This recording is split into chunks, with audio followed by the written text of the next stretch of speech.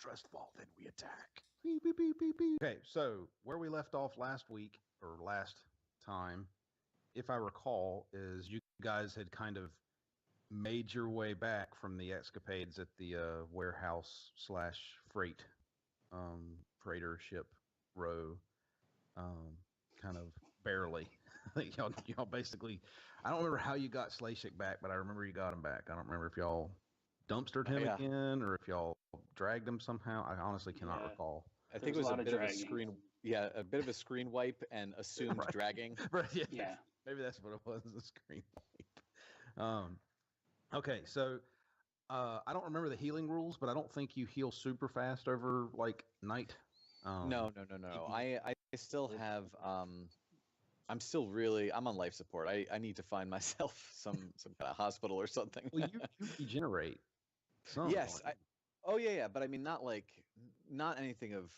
Basically, when we got back to the place, you said, okay, Jake, or Slashik, your strain is back. You can talk now, and I basically have 2 wounds before I'm dead. So I think you don't die. Like if you run out of wounds, you actually don't die. You roll on the critical table. So okay. Yeah, so it takes quite a bit to actually kill a player character. I did look that up. So like when you go down to 0 wound threshold, then you roll on their critical table, and that has an effect on you. And a lot of times, like the low end crits, so that's the percentile dice. The low end crits are stuff like, oh, you strained a calf or you twisted your ankle, and it might have some. It's like it's a heroic like critical, but the next time you roll on the critical table, I think that's the starting point. So it's say you additive, yes. Yeah, it's like you rolled a 10 this time. The next time you roll like a 60, it's actually a 70 for the second roll. So if you rolled really high on the first one, you can almost get yourself killed if you rolled like a 99 and 100 in that range. And then the next one's basically going to kill you. Or it could take a long time if you rolled really low. So, right. Okay, so I'm definitely hurt. Yeah, you're hurt, but you're not like critically injured in any serious way. You've probably got a whole bunch of, really one gigantic bump / bruise, whichever side of the concrete. Or the right. plasteel or whatever they use in these in the Star Wars universe.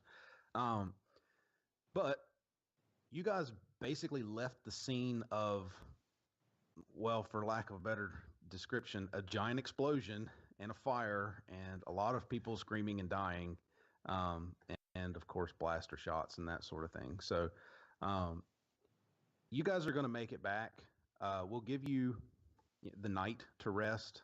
I don't know exactly how much healing that'll do. I'm going to leave that to you guys because honestly, I trust you. Oh, I got 15 hit. Okay, you didn't get 15 wounds back, but whatever you would normally get overnight with rest, medical attention, and that sort of thing. Right. Nothing obviously extreme, unless you want to use, what did they have? Not med pack, like stim potions or stim pack. Yeah. But early the next morning, call it breakfast time, you guys will be getting a what is the word? I'm trying to think of it. Not a phone call, a communicator. Comm call. One of the little staff members downstairs will alert you to the call. One of the rebel staffies that's downstairs will say that you have a call coming in from Clayson. And he would prefer if you take it down in the little intel room in the basement. So I assume you guys will go, since y'all don't really have much else to do besides licking your wounds at this moment. I did look that up real fast. Yep. So basically you get 1 wound per overnight, so we're not going to get very much like that. Right. You can also do medicine checks on each other for like medical care, and then you will recover more like that. Yeah, and I would assume you guys do the medical checks, and y'all have first aid kits, so you're going to be pretty good rolls on it. Yeah. So take back whatever that would allow you to get, assuming it doesn't fill you up. So I don't know if that's like 3 or 4. Yeah, I mean it depends on who's doing it. So like if we say Kurt, obviously he's the smartest. He's the brains of the operation. Yep. Oh, it sounds good. It sounds like that was a lot. Oh, no. I just did a medicine check. I just rolled 4 green dice, and I came up with, I can't believe it, 7 advantage. Advantage. 7 What are the advantage. advantages? The advantage recovers your strain. Oh, okay. Yes. So the hits are not hits. God, Wounds. I gotta remember the names of all this successes. crap now. Successes. Yeah, those Successes are will get you. considered wound That's what you threshold. want. Yeah, but you rolled advantage. Yeah. Roll a boost die, because I'm helping. Oh, Yeah. I forgot about that. Okay. Always assume that I'm helping. Oh, Right, yeah, somebody's that's right. pointing at dials and. So this will be Green for Slashik, I guess, if I'm helping. Yeah, sorry, that one wound up being a blank.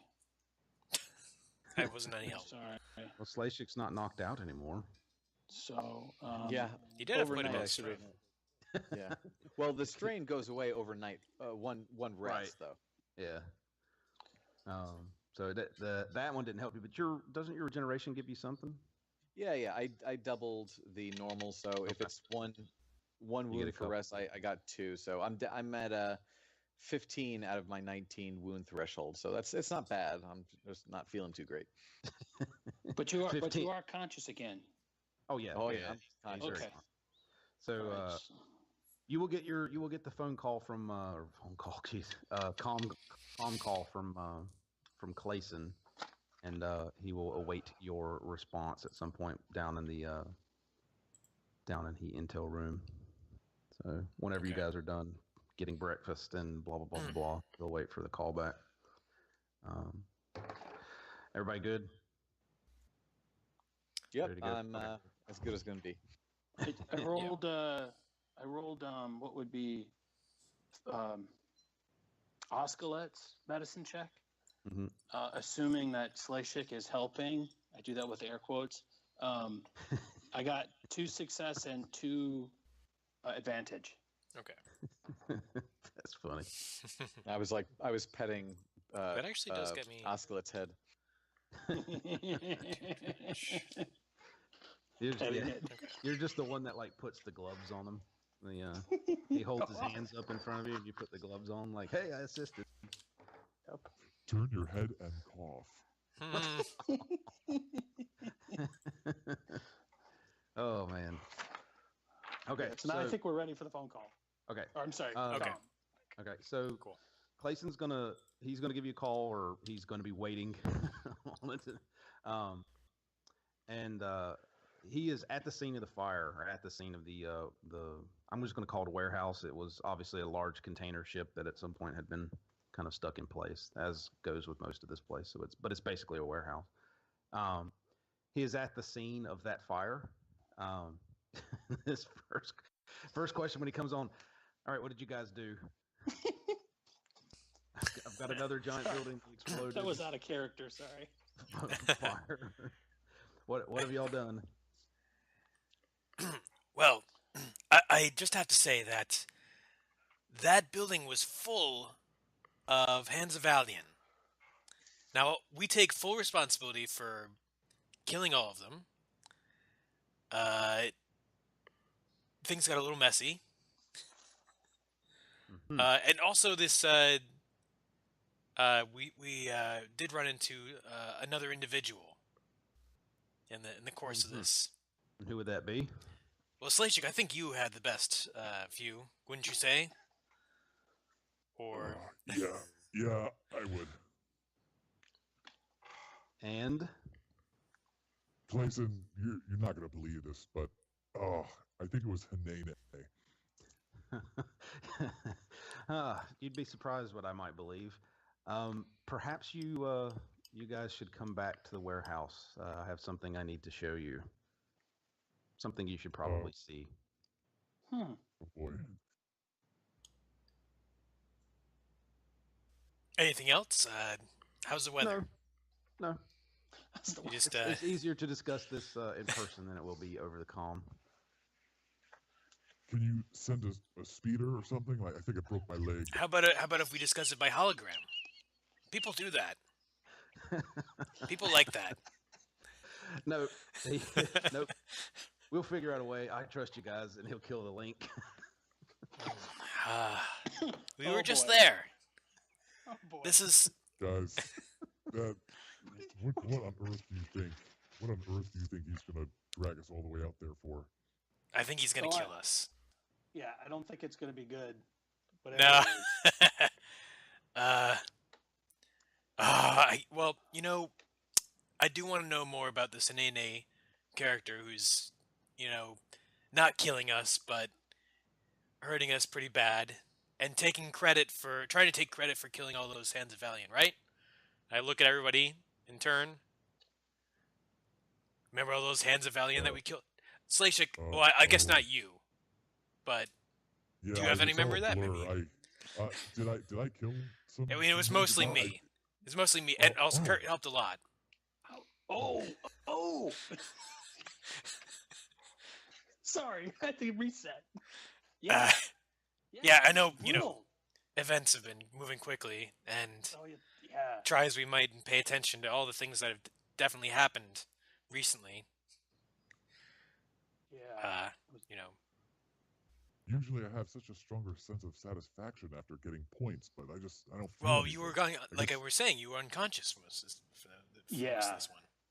Oh, pretty much right at the beginning, you took a big blow for the team. And don't worry, we won't tell anybody. We won't mention that you were out for this one. Yeah. Just, not mention it. Oh, okay. The team all did right. that. Thank you, Oscalet. I owe you one, Oscalet. You got it. So you up for does anyone have a little walk? Yeah, can someone give me a cane or a stick that I can lay my weight on? I'm just really, oh God, my whole body is like on fire. And is there anything on my face? Because it really hurts. It's like I can't feel my face right now. It's just really on fire. What color of you were yellow or were you? Yeah, I'm like yellowish with a hint of orange. Okay. Well, there is a slightly oranger kind of almost handprint look to the center of his face. It looks fine to me. You guys see nothing? It just not so much here or here, but right here. Right I was waiting for that. I've seen that movie. Good. I was hoping someone would catch that. I was over here laughing. I was all like, right, excellent. See if somebody gets this, and I'll just leave it. All right, let's unless Oscalet you has a different plan, I think we can move back to the scene of the crime. Yeah, I'm moving towards that. Okay, we will screen wipe and come back. You guys make it there. It takes a little while. You're not in any large hurry, especially Slashik. No one really looks twice at him, but he does have a slight slower kind of every muscle. Yes. Imagine he hasn't worked out in a long time, and he went to the gym, and every muscle's now tight. So every step hurts. Everything's really painful. Not incapacitating, just a little painful. So as you approach the building, you guys are walking up a familiar road at this point, or a familiar kind of thoroughfare at this point, not unlike the direction you guys came the previous night, although not pretending to be drunk, or one of you pretending to be drunk as it was last time. Clayson is standing out front. You see the building in question, or the kind of facility, warehouse / ship thing in question. There's smoke coming out, like kind of rising off of it, but it is still intact. It's not like a smoking heap, if that makes sense. So there are security guards around it. There are people dealing with doing the kind of general after fire stuff, making sure that it's out. I would assume they would use foam in this sort of thing, not water. I would assume that was what they would do, because they would treat it like a giant ship. So they would use a foam sort of material, space foam, star foam, Imperial brand foam, something like that. So that's going on. There's some people cleaning up, that the general kind of stuff. And Clayson's out front of the door. Well, I see you guys made it here in one piece. You should probably come inside. And he'll explain as he meets you about 10, 15 feet away from the door, and as he's walking up, he gives you a quick explanation. The building contained most of the fire, or the ship contained most of the fire. It's pretty. These little freight containers are old, but they're still fairly hardy. And as far as we can tell, it was really just kind of loose debris and a slight chemical, something we're not sure yet. We're still having that tested that caused the fire. There was definitely an explosion, but by some strange coincidence, a portion at the back of it actually still had its fire suppression system working, active. Not like great, but was still partially active. So the rear of the building is mostly intact. Just the front of the building bore the brunt of the fire, and but as I said, it didn't destroy the thing. However, the fire is not really what you guys are here for. And he sweeps his arms as towards the door for you guys to walk in. After you. All right. All right, I'm curious. I'm gonna walk through.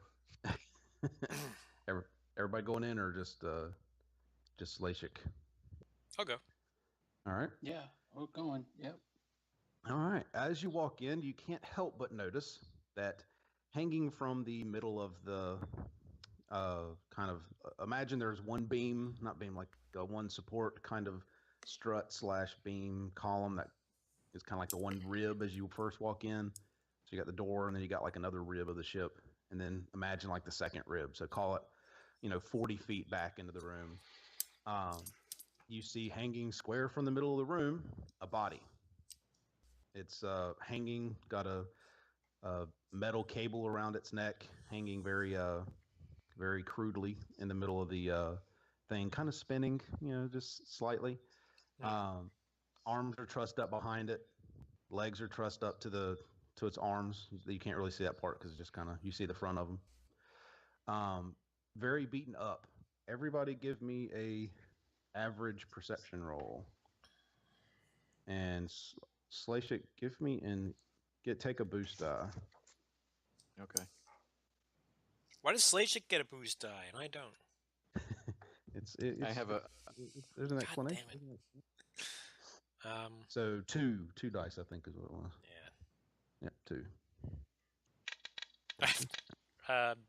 I got 2 threat. I blanked out on all 3 of my greens here. Ditto here. I got 2 threats. Oh, jeez. Well, you'll be happy to know I have 1 success with 1 advantage, all thanks to the boost All right. die, which without I would have failed. Wow.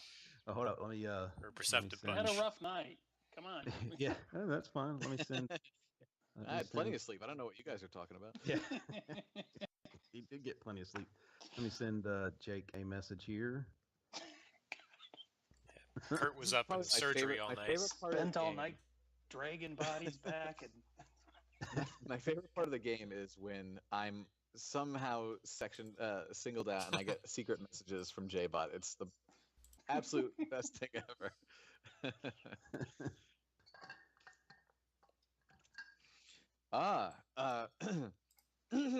Wait, let me get into character. Here. Oh my goodness.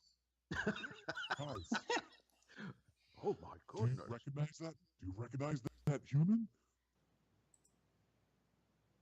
it's too beat up. Oh. I can't. Which Yeah, he's human? pretty beat I up. recognize him. I recognize him anywhere. Nah, he's twirling away from me. I got a bad profile. I always remember my prey, every single detail. That most certainly is the previous owner of Hardways. You know, from Hardways. wow. Hard way?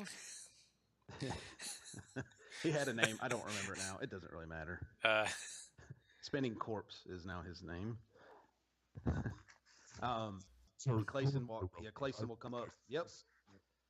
Our ID. We ID'd him as the previous owner of our little bar on the other side of the station. Any explanation for how he got here during y'all's firefight with the Hands of Valiant? I don't remember leaving him here. Not exactly our style, stringing up people. No, I don't know how he got here. Well, I mean, it would take a pretty strong person to get him up there. Some Slashik's strength probably to hoist a guy that size up there. Oh, Slash, you could Yeah. definitely do that. Yeah. I could definitely, as much as I'd like to take credit for it, though, Oskla is right. That is not my style. We did not do anything involved with that. Oh, lovely. So, how did he get here? Anybody? Well, Like I if said, one you know, guy, didn't we mention that Hinene was here after us? Hinene got here after us. Right, and just Just sat back and watched you guys clear out a warehouse filled with thugs. Yeah, common thugs aren't that hard to dispatch if you have the drop on them. Yeah. Oh, so you mentioned drop. That's a nice segue. He'll walk you past the corpse. He basically doesn't give it a second glance. Its feet are about Slashik's head height, so it's hanging a good ways from the ceiling. Because I don't remember what we said the roof of this place was during Slashik's fall, but he's still hanging a fairly good ways, even at like a 6'2" size human. He's still 7 feet from the ground. His feet are so. He's definitely hanging there pretty good.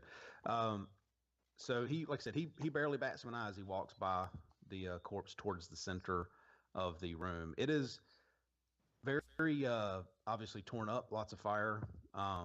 As you walked in, you did notice a couple of corpses by the door.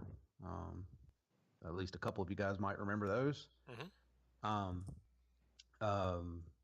As you're walking in, you see more corpses kind of about the room in different places. There are some what look to be behind like support columns, some of them behind the remnants of what look to have been containers of some form, like either heavy duty plastic or space metal containers. The metal ones are typically still there, scorched pretty good, but in general still in place, dented heavily. Yeah, you guys would have to actually spend more time investigating them. But he walks you towards the center of the kind of warehouse portion of this, and it's a 2-floor warehouse. So above you, there's like a walkway around it. It's like I hate to say a catwalk because it's not that thin. It's fairly large, but it's that's like a second floor, almost kind of balcony that runs around the whole thing. Towards the back, you can't really see it. It's dim, and the lights that they have from their kind of an investigative unit are shining towards the center, kind of dulling out everything behind it. But it looks like there's a second floor, like a legitimate second floor. You guys in real life would know this, like imagine like a warehouse or factory has that kind of second floor mezzanine style office. You guys understand what I'm talking about? Yeah. Okay, so that's what you can kind of see ghosted in the background. It's hard to see past the lights that they have shining. So he walks you towards the center of these lights, and what you can see is what looks like a makeshift, I hate to call it like an altar or a stage, but what looks like a place where someone would be on a soapbox, if nothing else, like where it would be the center of attention for someone talking to the room, Yeah, if that makes sense. Yeah, like it's not a real platform, but like it's kind of a collection of a more substantial collection of crates and things like that somebody might have been using with like a banner hanging behind them. Yeah, that sort of thing. It's hard to tell exactly what form it was in before it was messed up. He said, so you can see here on the floor, and as he points down, there's a very large scorch / melt / kind of obvious explosion point there in the middle of this. That's like square in the center of this kind of meeting area. And yeah, so it looks like you guys dropped some kind of large incendiary device from what I'm guessing. And he points up, is that hole in the roof up there. And what it looks like when you glance up is that somebody has like peeled back a piece of the kind of skin of the ship that was up there, the hull roof / skin, the hull. It looks like they have peeled it back. You have no idea how it was done. All you can see is that there is a very obvious hole that's been removed or opened in the top of this thing. He's like, so I guess that was y'all's first move, was to drop the bomb, so to speak. He asks. That's a fair deduction. So what did y'all do next? I have a feeling you're about to tell me. You seem to know quite a bit. Well, yeah, I mean, we do this for a living. I was just curious if you guys would help us out, instead of, saying yes or no to this, if you guys would actually explain it. It's okay. I know you guys weren't here. I'm just trying to make you guys understand how dangerous a situation you got yourselves into. Whether this was our infamous Hineni character or not, whoever did this, they meant business. We obviously haven't done too much, but I wanted to leave the scene as intact as I could before you guys got here, just in case you could help out. Because I don't know where you were. Obviously knew you were here, but I don't know where you were. Were you in the building somewhere? Were you on the roof? What happened, guys? What the hell happened? So we need to piece this thing together, and you guys were here as witnesses if you weren't actually involved, so you have the best chance of helping. So what are you curious about? Well, what the hell went down? How did you get here? What happened? And how did you get back to the bed and booze in so bad a state? Did you guys try and go up against Hineni? Did y'all try and take him down? What happened? Y'all get caught in the crossfire? What the heck? Well, Kurt, why don't you? Yeah. All right. Why doesn't Slachik explain some of this? Yeah. Okay. Start there. I feel I have to come forward and explain that. First of all, I have a very, very foggy recollection of everything that went on last night. I unfortunately was not conscious for most of it. Having said that, Lieutenant Clayson, I was being serious when I said I do believe Hineni was present. We were staking out this place. We knew that there were Hands of Valiant here, or at least we assumed so.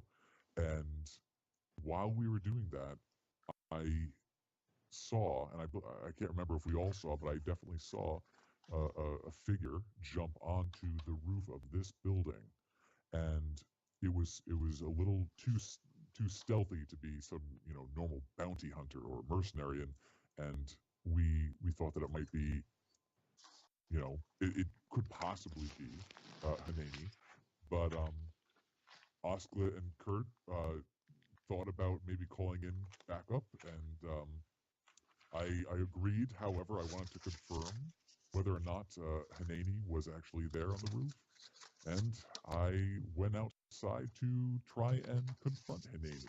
I don't know if I was actually going to fight Hineni without backup. No.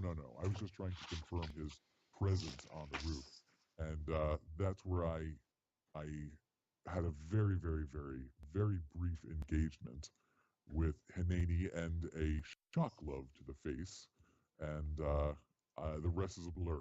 I went unconscious after that point. Kurt and Osklet will have to fill you in on the rest of the details. Oh, that explains the handprint on your face. I knew there was a handprint. Osklet, you said I looked fine. Well, both of them are yellow-orange colorblind.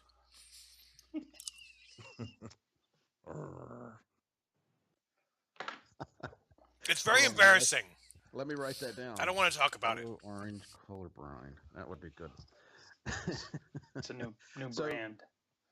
Well, I like that you assume that that's actually true. Not just a lie. I was going to write it down if it never came back up.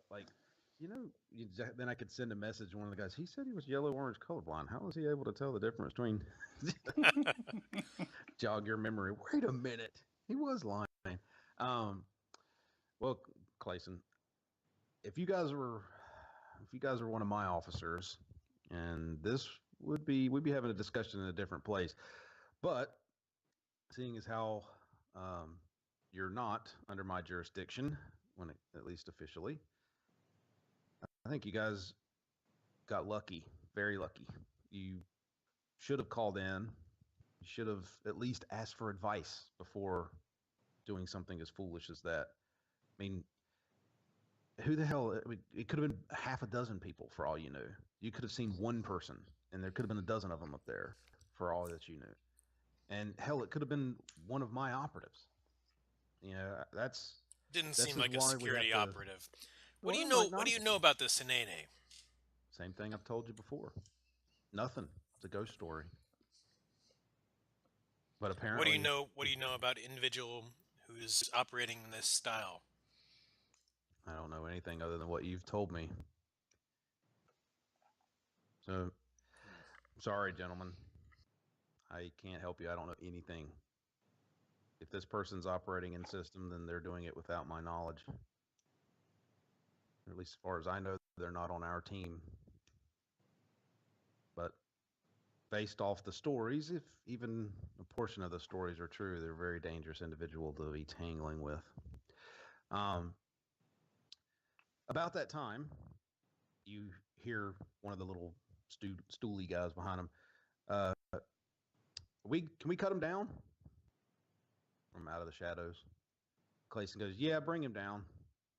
Pointing, just kind of nodding up towards Hardway, the swinging corpse, spinning corpse, whatever we call him. So they go through the rigmarole. You see a guy through the little kind of skylight thing, the up there removing the rope, if that makes sense, or kind of getting a hold of it to lower it down.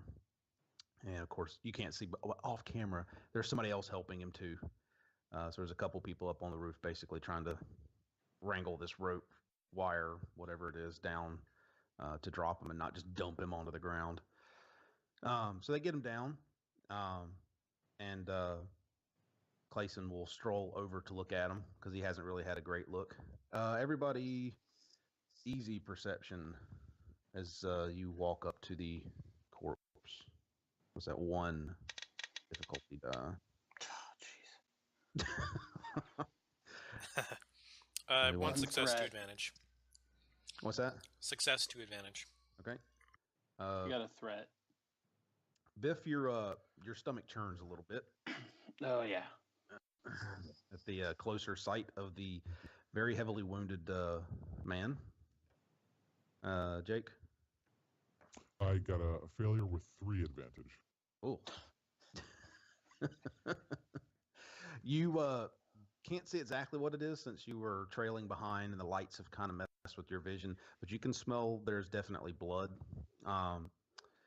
Oscar, what you see is the man has no hands. They've both been removed at the wrist, and that's the kind of the first thing that catches your eye as you stroll up to him. And Clayson's like, well, that's unusual. I don't recall any of these stories saying that this Hinene character collected people's body parts, but here we go. You guys know anything about this? Run into any other hand collectors out there? I do seem to remember one individual removing people's hands at some point. I'll look at Slashik. Forgot who that was. Is it possible that Hinene has removed this individual's hands for a reason other than simple trophy taking, such as bypassing a security measure? I guess it's possible, but I can't imagine that this guy had any kind of top secret access unless he was a secret Imperial agent of some form. But stranger things have happened. The guys are going through his pockets. I mean, he looks like he's wearing what a bartender might have been wearing. Like he hasn't really changed him. They're very heavily soiled. The clothing is. Clayson walks up, says, talks to one of the guys. How long until the med tech gets here? And the guy's like, oh, hold on. Beep, beep, beep, walks off. You can see him making a comm call trying to find out when the equivalent of the coroner is going to get there. As you guys stroll up, you actually start to see a little bit more. Your eyes are adjusting to the light a little bit. You can see that there are not just corpses, there are body parts as well all over this place. Are scattered from that central explosion point. There are what are obviously pieces of people as well. So not just a couple corpses that were at the door. You don't really have a good count, but there are definitely more than a couple of people in this building when the attack started. Guy walks back over and says, he's walking in the door right now. So you see your standard medical guy. Let's call him he looks like the doctor from Star Trek Voyager. Bald, very simple, Robert Picardo. Yeah, whatever his name is, that guy. No nonsense, sort of straight to business. Well, this is going to be fun, he says as he walks in, looking around. How many have we got, sir? How many have we got, Clayson? Clayson's like, as far as we can piece together, 10 or 11 maybe. It's we got 2 for sure over there. Obviously got this guy here, and then he just kind of does a big sweeping action with his arm, and maybe 8 that way. He just kind of does that number. I find it's helpful to count heads. Most beings only have 1. I would too, but we have, by that count, an odd number of arms versus heads. So we're not sure if, in addition to hands, your Hineni person is also taking those as well, or so. I figured I'd wait for the professional to make that assessment. The doctor rolls his eyes. So who's this guy? Since everybody's standing around him, I assume he's important.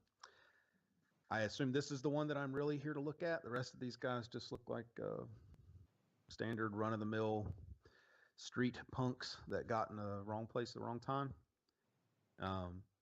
So he bends down without really waiting for an answer and starts kind of going over the body.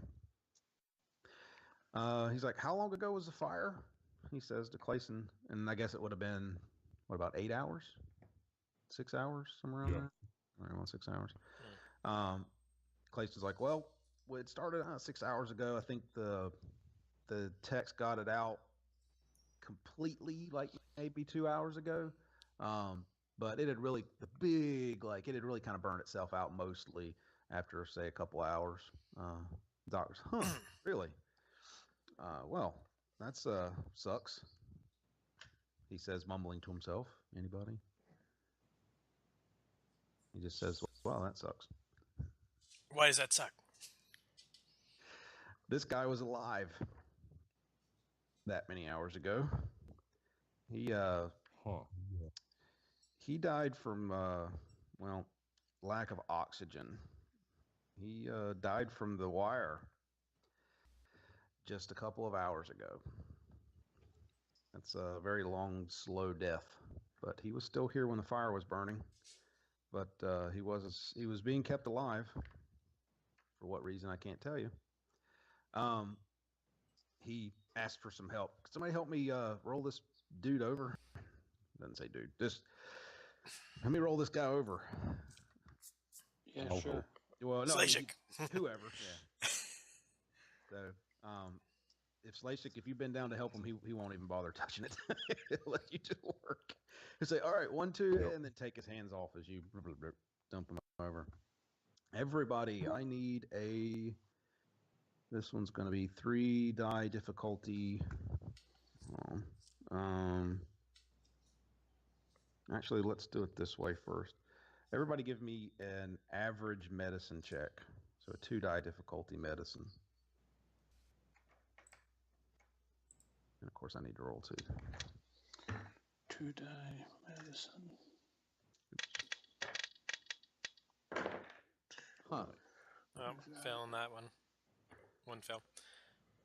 I'm gonna take Kurt aside briefly here. Kurt. Yeah. Do Imperials receive any sort of vaccinations or medical treatments that we might be able to trace that normal population would not be receiving? Say, like for the Jovian pox, for example. Oh yeah, the Jovian pox. Oh yeah, we're always get run through all the normal inoculations. Absolutely, and there should be a record of that stuff because Imperial Empire, we're all about paperwork, right? Let's take a small blood sample discreetly for our own analysis, if we can. I will make the obvious statement of Slashik's hands are probably bloody at the moment, or Paul's claws are probably a little bloody at the moment. And to hell with that, I did roll 1 success and 2 threats, in case we can work that in. Yeah, well, you can. Yeah, I will let you definitely do that. The doctor gives you a weird eyeball to the side as you kind of scrape the blood off on one of your knives. You carry knives, don't you? Actually, no, but I've got claws. Yeah, which are probably bloody. As you do that, like you're kind of wiping them on your piece of clothing. the other guys will notice you do this as you start to wipe your claws off. The blood on your clothing. Right, because they haven't asked. Yeah. Yeah. I did not do very well. That's still a bad start for me. I've got 3 failures and 3 advantage. When they turn him, hold on. So I do have a success though. I'll get yours in just a second. I need to do. I must curl over and start vomiting. That's what I was going to have you do, but I was going to look for. I didn't know if there was a roll in here I could make you do. Here comes breakfast, guys. I think that basically Kurt. You see Kurt suddenly, and he runs to the off to the side, and you hear his breakfast. And Clayson's like, I thought he was ex-Imperial. He kind of breathes to himself, like I thought they trained these guys better than that. So basically, Kurt's a little indisposed for a little bit, but when the guy gets turned over, his back is just covered in blood, and the sight of that is what throws Kurt's lunch or breakfast into the corner. Oscar, what did you roll? I had 1 fail. 1 fail. It's just a bloody mess as far as you can see. I mean, it looks like the guy's been kind of beaten up. Who knows what the heck happened to him? Beaten up, stabbed. It's hard to tell. Hold on, I gotta send something to Jake here. It's always fun. Let's see. Always.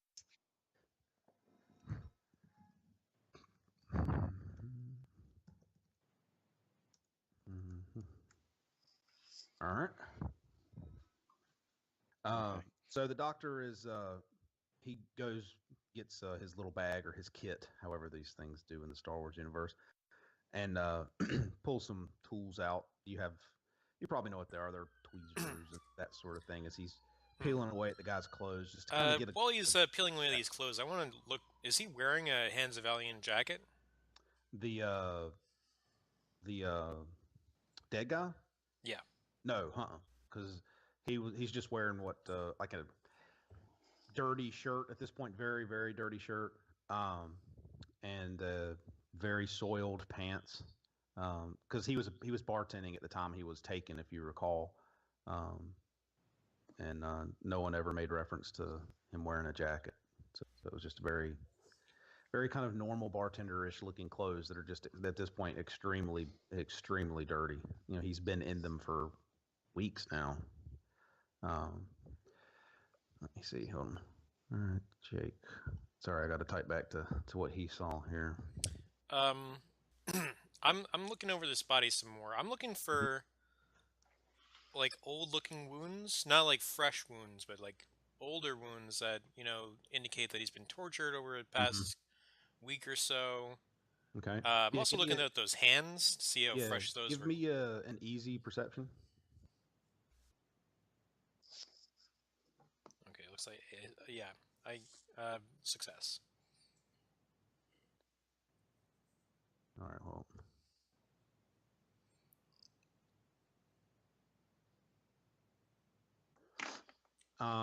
Yes, you can definitely tell. You're not an expert, obviously, but the wounds on his wrists, where his hands are taken, look very fresh, as if they were done probably here. Based on that's just you to glance, and you're not a super weapons expert, but they definitely look like they were done here. More than likely with some obviously bladed weapon, but you couldn't tell what type. It also looks like he just based on the shape of joints and things like that he was definitely beaten pretty good.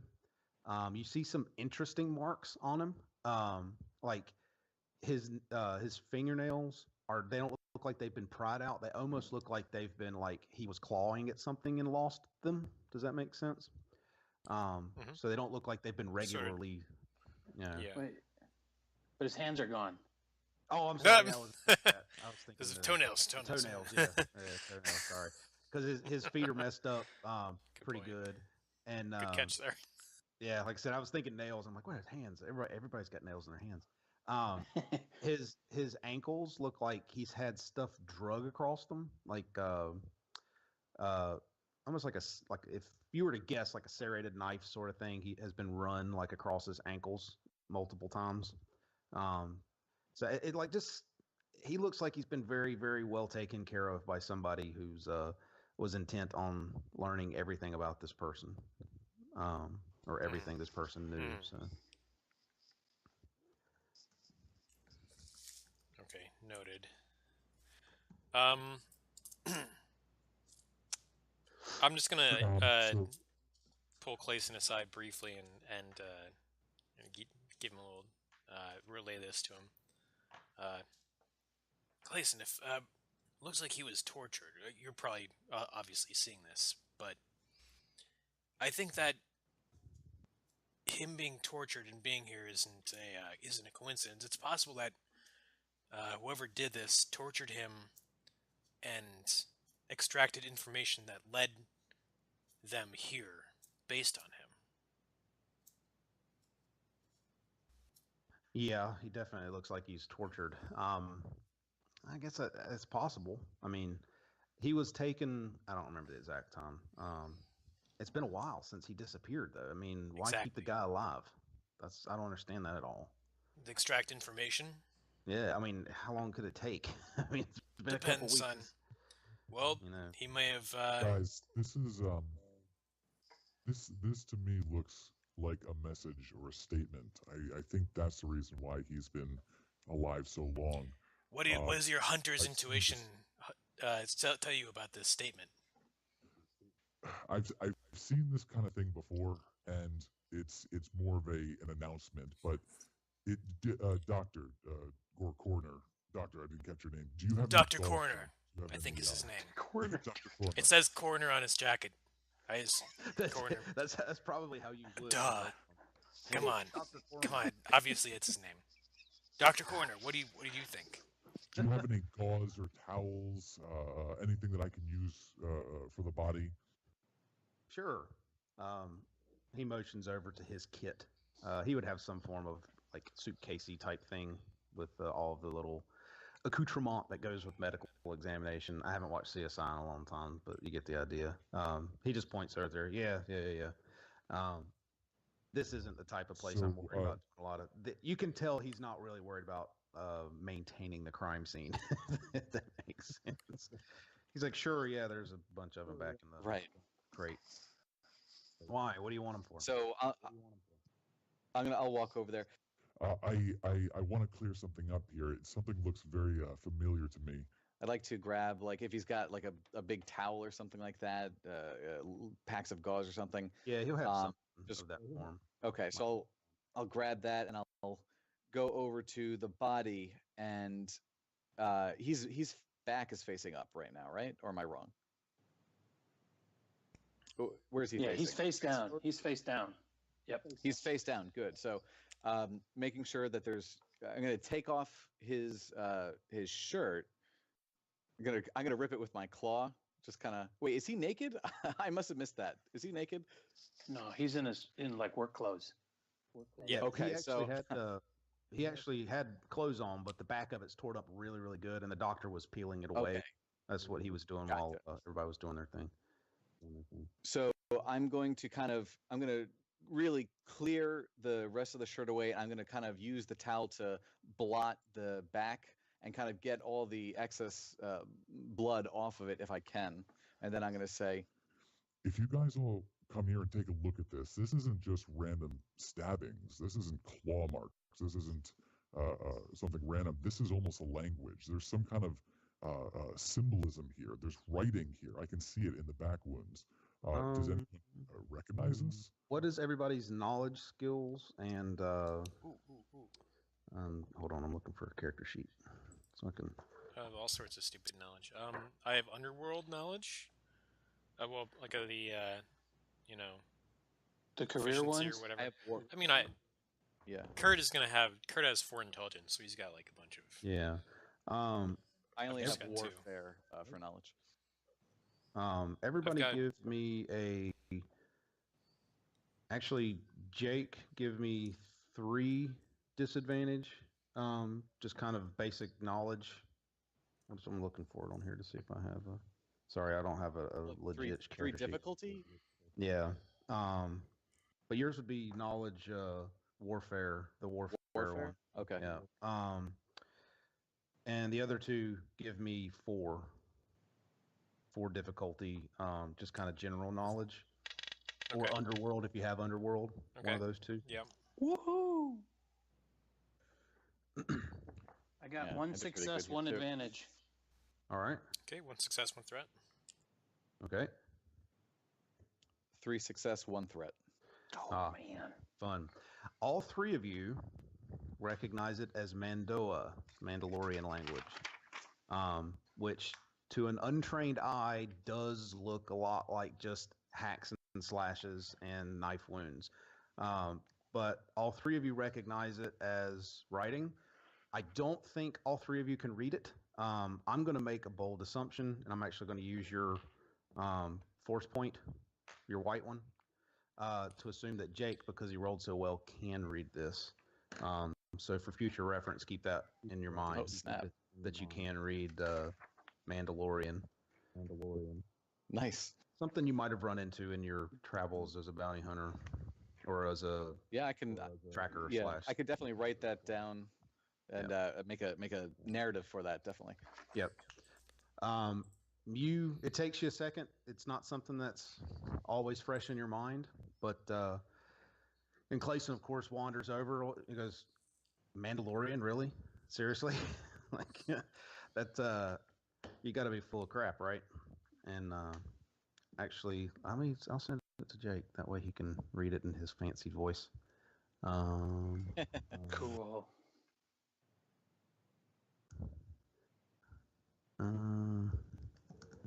Man, I'm having a good session this time, guys. Oh yeah, It's like you're the one seeing everything.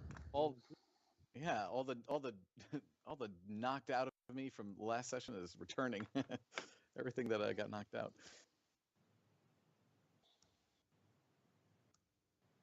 All right, make sure I type it out right.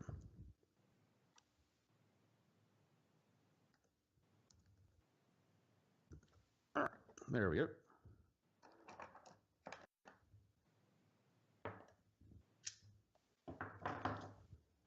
Okay. Yes, this is definitely Mandalorian, and I'm a little rusty. The translation might not be exact here, but if I'm not mistaken, it says, "Death is a debt to nature due, which we have paid, and so must you." That's quite poetic, wouldn't you say? Yeah, give me one more time there. Yeah, my ear's a little dirty. Yes, absolutely. Death is a debt to nature due, which we have paid, and so must you.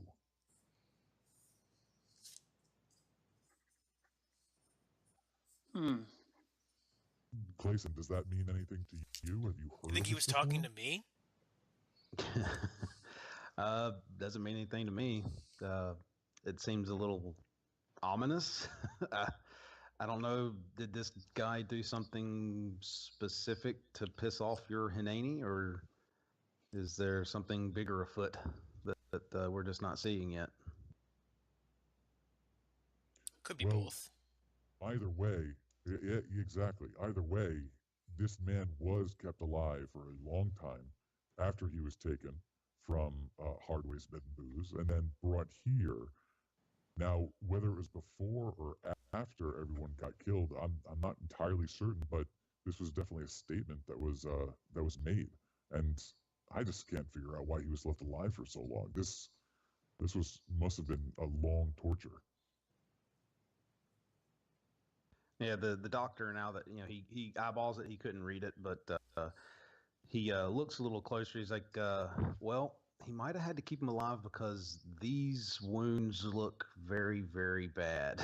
As in, a few of these are deep. These aren't like I scratched, like the guy scratched his skin. These are almost stab wounds. Like that's how deep these things are. They are not very nicely applied. So I wouldn't be surprised if this person had to have been kept alive after these. In order to finish this message, he probably was damn near close to death a few times, at least based on the placement of a few of these. Are they letters? Is that what these things are called? Yeah, Mandalorian script.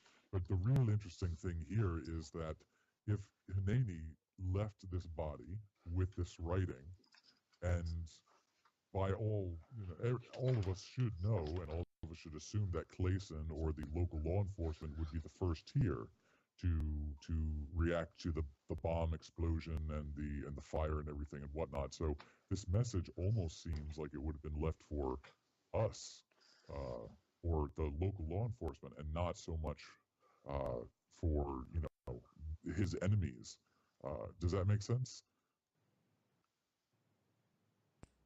That's a scary thought. It's almost like he was reaching out to us in this room. I mean, we're the ones, or Clayson, you're the one that would have arrived after an explosion or a fire. Yeah, that's true. Or simply the authorities. To authorities in general, exactly. That's right. Yeah, that's a scary thought. I'm gonna have to ask you guys to probably not piss this person off anymore. How about that? If he really is interested in doing this to any of us, I'd rather him not. He walks off for a second to make what you can hear over the thing, him checking the security, like the perimeter. All right, everybody keep your eyes open. We don't know what we got here. You guys are free to wander about the warehouse at this point. I would like to go to the roof. Is there a way like that I don't have to climb up the side of a building? Not really. I mean, okay. Although technically the handholds you made last time are there. Yeah, so I think I'm going to the roof. Actually, there will be somebody, because the guys had to lower him. Right. They would have put something up, whether it's a ladder or they have a form of like crane car sort of thing. There's a way up there. Okay. So we'll do it that way, so you don't have to roll. Yeah. Can I go up to the roof? And I don't know if you guys want to come too, but Slayshik is obviously he's still kind of interested about how it went so horribly wrong for him last night.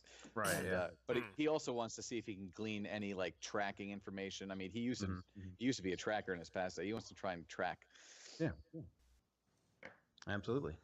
Okay, so you see Slayshik kind of look up at the ceiling and then kind of eyeball around the room and then bound out of the front door.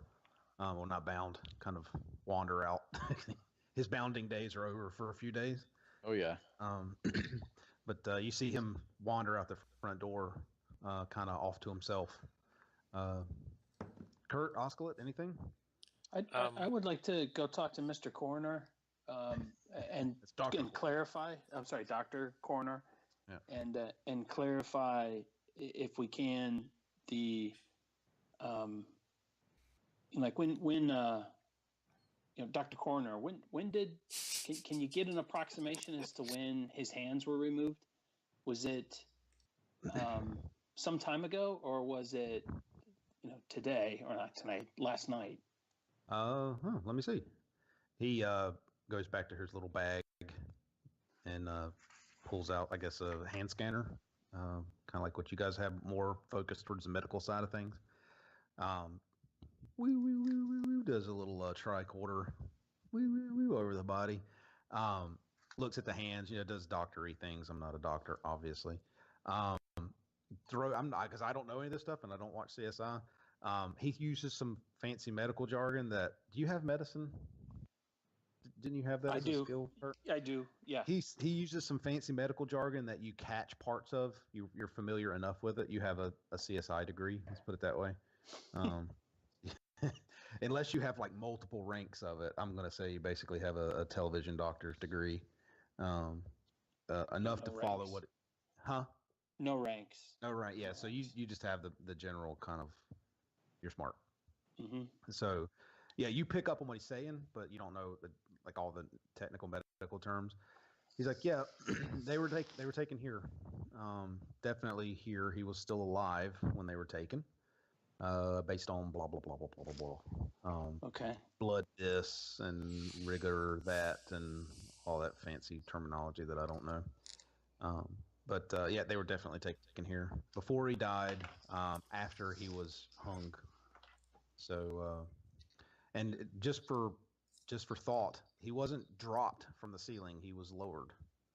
In fact, a guy this big, if he was dropped from that height, well, I'd like to consider myself an expert. Wouldn't be surprised if his head had come off.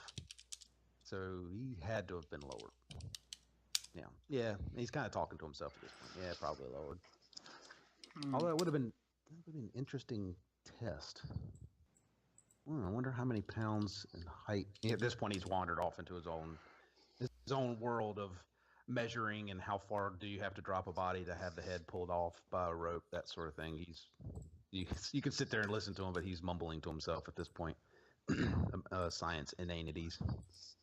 And then one more thing, I want to hang out with Mr. Hardway here, and visually verify what the attachment point was of the rope or chain that he was suspended from. Is it around the neck, or is it like around the torso or something? No, it's around the neck. Like it's basically a noose, but it's a wire. It's not drawn up like a noose, but he is hung as if it was a noose. So it, I guess, a noose is designed, I guess, in such a way to break the neck when they're dropped. But this looks like he was basically almost had like a slip knot style deal, just pulled around the neck and dragged that way. Nothing fancy. It's not some crazy, ship maker's knot or anything fancy. Like it's very dirt simple, workman style kind of knot. And it looks like he was hung, like as in the coroner saying he was basically lowered from up high. However that worked, he was lowered. And he basically suffocated, like that just choked him out.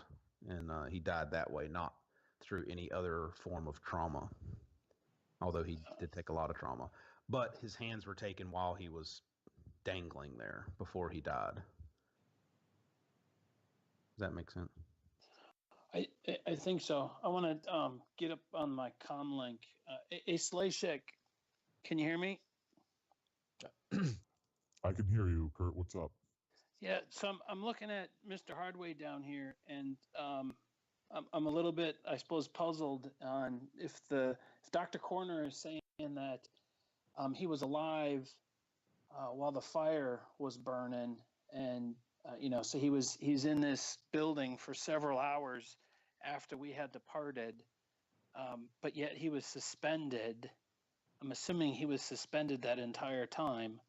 Well, I suppose there's one of two things. He was suspended that entire time, or he was suspended around the time that he actually died, because I can't imagine hanging on a slip knot would allow you to continue to breathe and so forth for several hours.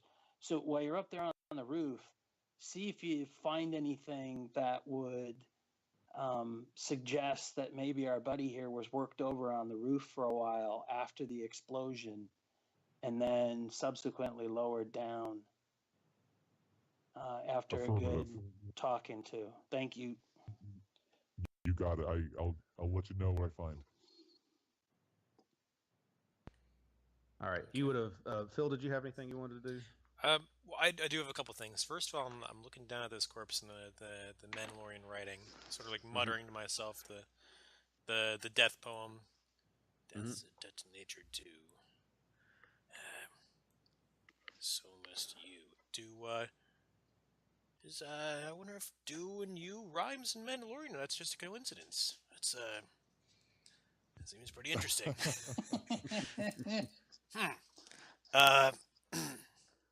And then I'm just gonna rump over that briefly, and then you can't read it anyway, so yeah. Then I'm gonna go look around at some of these other. Well, first I'm gonna make a detailed inspection of this body. I'm gonna sort of like go through pockets and things and see if there's anything left on him. I doubt there's anything like in his stuff. You don't find it. Yeah, you don't find anything. He's been thoroughly looted by someone who is an expert at looting, most likely. Yeah, sure.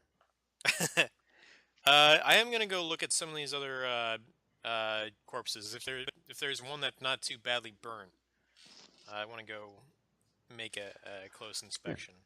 Yeah, there's if you look around the room or around this warehouse, you're gonna find besides the Hardway, I'm just gonna call him Hardway. Besides Hardway, you will find if you slowly piece things together and do a lot of, it's going to take you a while. You get 11 is the number that you find. So with him, 12 people were in here as far as you can tell. Of the 11 that you find, there are 2 at the doorway that you're familiar with, or at least vaguely familiar with. They're not too badly burnt. They are burnt, but not like extremely bad. Give me crap. Let's look and see if we had. I'm thinking of another game. Sorry, I was like, do we have investigation? Guess we don't. Give me like a quick, like average streetwise roll, just for the heck of it.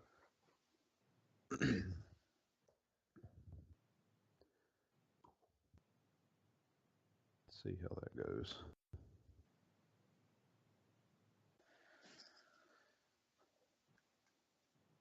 Success. It looks like besides those 2 that you're aware of, those are the ones that were trying to escape. That you guys met at the door. It looks like at least 4 or 5 of the corpses were arranged in such a way that they were trying to get cover. They aren't like just blown away from the center. They look like they had or are in roughly positions that might be them trying to hide behind something. So you find like the remnants of crates with a body behind it, right? You find what looks like one of them leaned up against like a pole or that sort of thing. So that's a good 4 or 5 of them are that way. Most of the rest of them are in some form of pieces, so have a leg that's missing, have arms that are missing, that sort of thing. You can judge those based off being very close to the center. Those are really tore up. Those are the ones that are going to be really burnt. The ones at the door are going to be the least because they were the furthest away from the center of the whole thing. And then the ones that are kind of hiding are in between that. Does that make sense when it comes to the kind of damage scale from the fire? The ones hiding behind crates and stuff that burnt are definitely tore up pretty bad. So out of those, you got the 2 at the door that are pretty good, mostly not burnt. And then you've probably got 1 or 2 that are kind of average burnt around the room. Okay. So Oscalet, how did the guys at the door die? Can you tell? I mean, were they shot or did they die from burns? Anybody want to answer that? I think they died of sheer terror when they heard me on the other side of the door.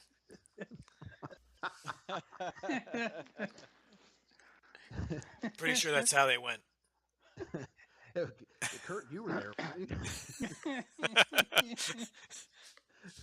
I think Kurt was at the door too. I'm gonna run up to the mezzanine office. Okay. Yeah. Well, let's flash over to Slashik. Yep. When you get up there, I'm not sure exactly what you're looking for, so we'll deal with what I can. Okay. What Kurt was asking you to begin with. There is obvious like blood trail up here, like where somebody was sat down who might have already been bleeding or had a very bloody back. You can very easily put together that this person, that the body of Hardway was laid up here. Other than that, you can't really. Your investigation skills aren't really going to help you too much. That's just the simplest thing to see. Oh, look, there's a very obvious blood trail here where he was sat down, like laid down onto the thing. Okay. You can see that the entry point is not very far from where you came up over the wall. Right.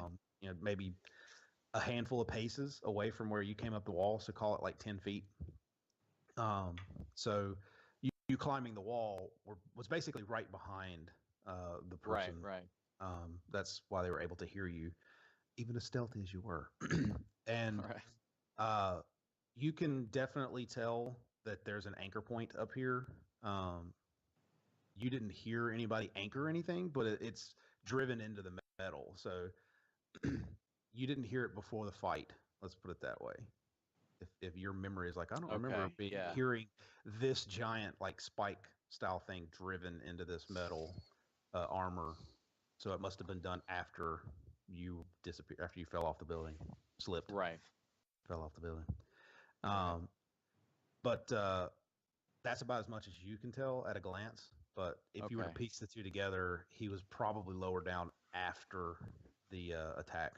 In some fashion, he was somehow lowered down after the attack, or after the major part of the explosion and stuff. So, so I'll get on my comm link before I do my thorough search of the roof, and I'll comm to Kurt. Kurt, can you hear me?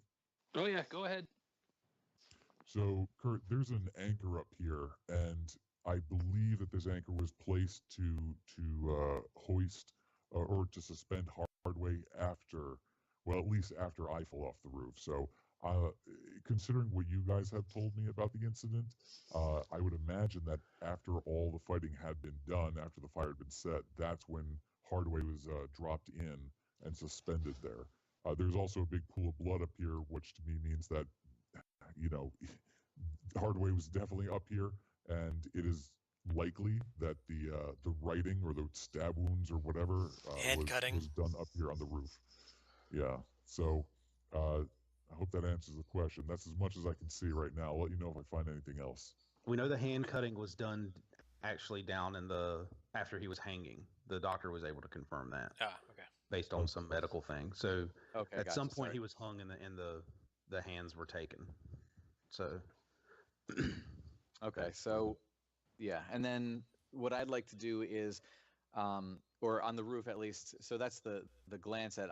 What I'm looking for now is like anything Hanani style, footprints, anything that he left behind, any little like trinkets that he might have dropped, and or like direction. Calling card, yeah, calling card would be great. Comlink number. Comm number. Direction that he came from, direction that he left. So I'm gonna like get on my hands and knees and really just kind of, Scooby-Doo, sniff out everything I can. You're looking for the Camino dart. Exactly. Doing his what skill does tracking fall under? Or is that's survival. Survival. Make me an average one of those. Alrighty. Actually, it might be a 3-die one of those. Sorry. Roger. Yeah. Whatever it's called. Okay. Only 1 success, but 3 threat. I shouldn't do this. I shouldn't do this, but we'll do it anyway. It's a Camino dart. Yeah. You hear a...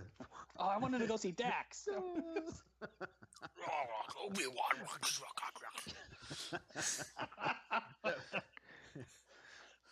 have to look the rule up.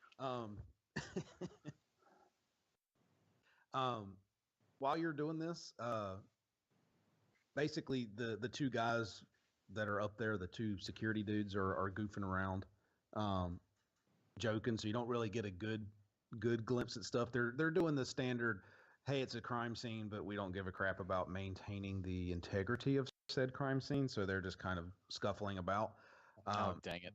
So you're able to see that, like, when you look down from this plate, and it looks like the plating was pried up, like it was actually like there's a legit seam in the hull plating that looks like it was either loose or was somehow pulled up. And it's not super thick. This plating isn't, but it's thick enough. So you're not exactly sure how that was done. It could have already been weak. You don't know because you never got a chance to see up there. But that's what the hole was. It is an actual seam. It wasn't cut in with like a torch or anything like that. Okay. And when you glance like down, looking all the way down, you see an irregularity in the explosion. There's actually two irregularities when you start to really glance at it. But that's all you can really tell from up here. The roof might have had some information, but your two fellow officers up there have been not really paying attention to what they were doing. So your wonderful roof scene has been slightly screwed up. But all like right, so I'm gonna. You can see an irregularity in the blast pattern is kind of the best way to put that. All right, so I'm gonna get on the comm link again and do a general call to my two buddies, Osclet and Kurt. Osclet, Kurt, can you guys read me okay? Go for Kurt. Go ahead. Yeah. So I'm on the roof here, and unfortunately the scene here has been contaminated by some people. And I'm gonna glare at the two that are up there with Are us. you serious? Are you telling me they're peeing Hold on. up there? What is the hell are they doing? What is the, Humans. what is the What is wrong with humans? Hey, Oscar, what's your coercion? What's your coercion? My coercion is. No, I'm sorry, not Oscar. Slashik. So Slashik? Oh, Yeah. it's just 2 green. 2 green. Get one of these guys in there. Yeah, they're okay. They seem to meh. They shrug you off your dirty look. Yeah, okay. And they continue about their goofing off and start wandering back towards the ground level. They were not intimidated by your dirty look. I'm gonna mutter under my breath. If I didn't just fall off a building, it would have been great. that might be why they weren't super impressed. Like, all we gotta do is strip him. He's gonna be afraid of heights. He's gonna be the B.A. Baracus of this team before it's over with. I'm not going on that roof. I'm not climbing that ladder. The one weakness we found in Slashik's game is heights. Yeah, so far. Okay, right, so back to the conversation. I'm on the roof. I'm looking down and through this kind of hole in the roof, and there's definitely something odd about the explosion on the ground. If you guys want to check it out, there seems to be some kind of a discrepancy with the blast radius. It's a little hard for me to tell up here, but if you guys go down and just kind of look at where the blast was, you might be able to catch more details. I'm going to stay up here and see if I can find any more clues in the meantime. Wait, what do you mean discrepancy? It looks like there's something weird with the blast radius. Like there might have been either something there that's not there anymore. Obviously, we know there was plenty of bodies there, but the shape of it looks very off. It doesn't look like someone just dropped a grenade and then it just went off. There's something weird about it. All right, so I'm gonna look at the blast radius, the blast center, and I'm looking for like maybe there was an object there that's not there anymore. All right. Let's see. Sorry, I'm looking through the. Like I said, I hate using perception for every damn thing. Yeah. Vigilance is another one. I don't know when that would apply though. Yeah, it's mainly for like basically combat level stuff. Like, did you get surprised or that sort of thing? Right. Maybe warfare. maybe. Yeah, give me a. Do you have a warfare knowledge skill? There's warfare now. I don't have like a skill in it, but there's Do a category. okay, which do perception. Give me an average perception and tell me what you make it by, or I guess tell me what you made, and we'll go from there. Okay. One success. I'll use a boost die too, since Slashik is helping. One success. Okay. Okay, so now give me a average knowledge roll. It would be knowledge warfare if you had it, but since it would just be a standard average one. Okay, take one boost die since you made your perception by 1. 3 success. It looks like 2 things. 1, somebody with a form of shield was standing in the kind of pulpit area of the thing. So the stage area of this little dealio. Someone with some form of protective shielding that stopped a portion of this blast, if that makes sense. So the blast isn't a perfect circle in that side. It looks like it almost kind of flattens like there was out. something that was sort of stopping it. Yeah, like there was something or someone that was stopping it, but you don't see anything. Like there's no crazy silhouette on the the wall of crates. And the other side of it, it's very subtle. It's just off center, but it looks like another blast, less intensive, but another blast is on the kind of other edge of this large blast crater circle burn in the floor. Much smaller. But it's hard to see. Like I said, it's very subtle and it's almost obscured by the bigger blast. So,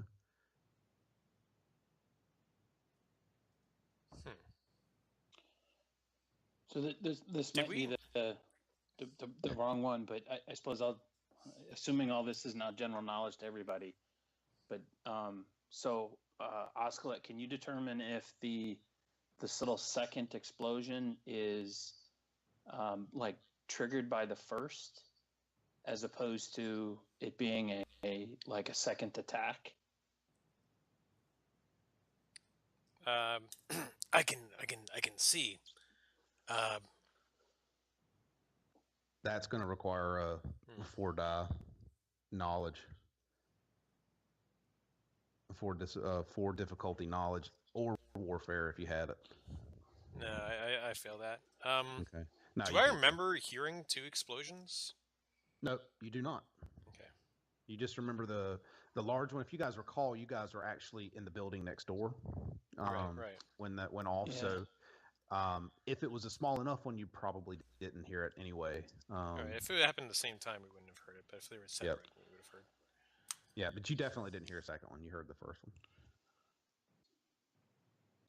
one. I guess, I'll come down and take a look at that myself, maybe in a little bit. Okay. I'm still kind of curious as to what might be up in the office when we get to it. So I'm going to hang out in the office, but I'll come back to it. Yeah, if there's nothing else for Slashik or Oscalet that they're in the midst of.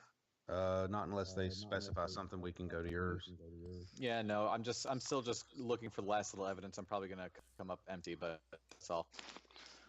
I'm looking through jackets for I'm looking for any sort of documentation that's on these guys. Yeah. Well, the first thing you'll notice, Phil, like I said, I will get to you here in just a second, Biff.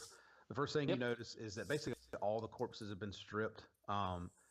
And even though the ones that had guns don't have them, it would be your kind of putting together that was more than likely one of the first things that the security guys did is checked all the bodies for stuff. Took all the guns, and anything of that sort would have all been confiscated. So you're not finding anything. But give me since this is your second time through, give me an average perception roll.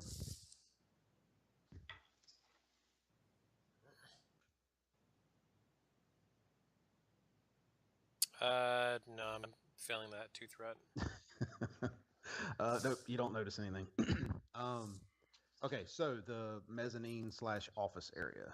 Let me find in my notes where I'm at here. Blah bodies. Just found that part.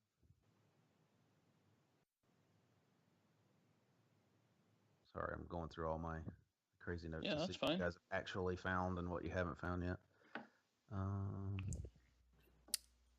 Okay, so the mezzanine area, it's not fully enclosed, so it's not walled off.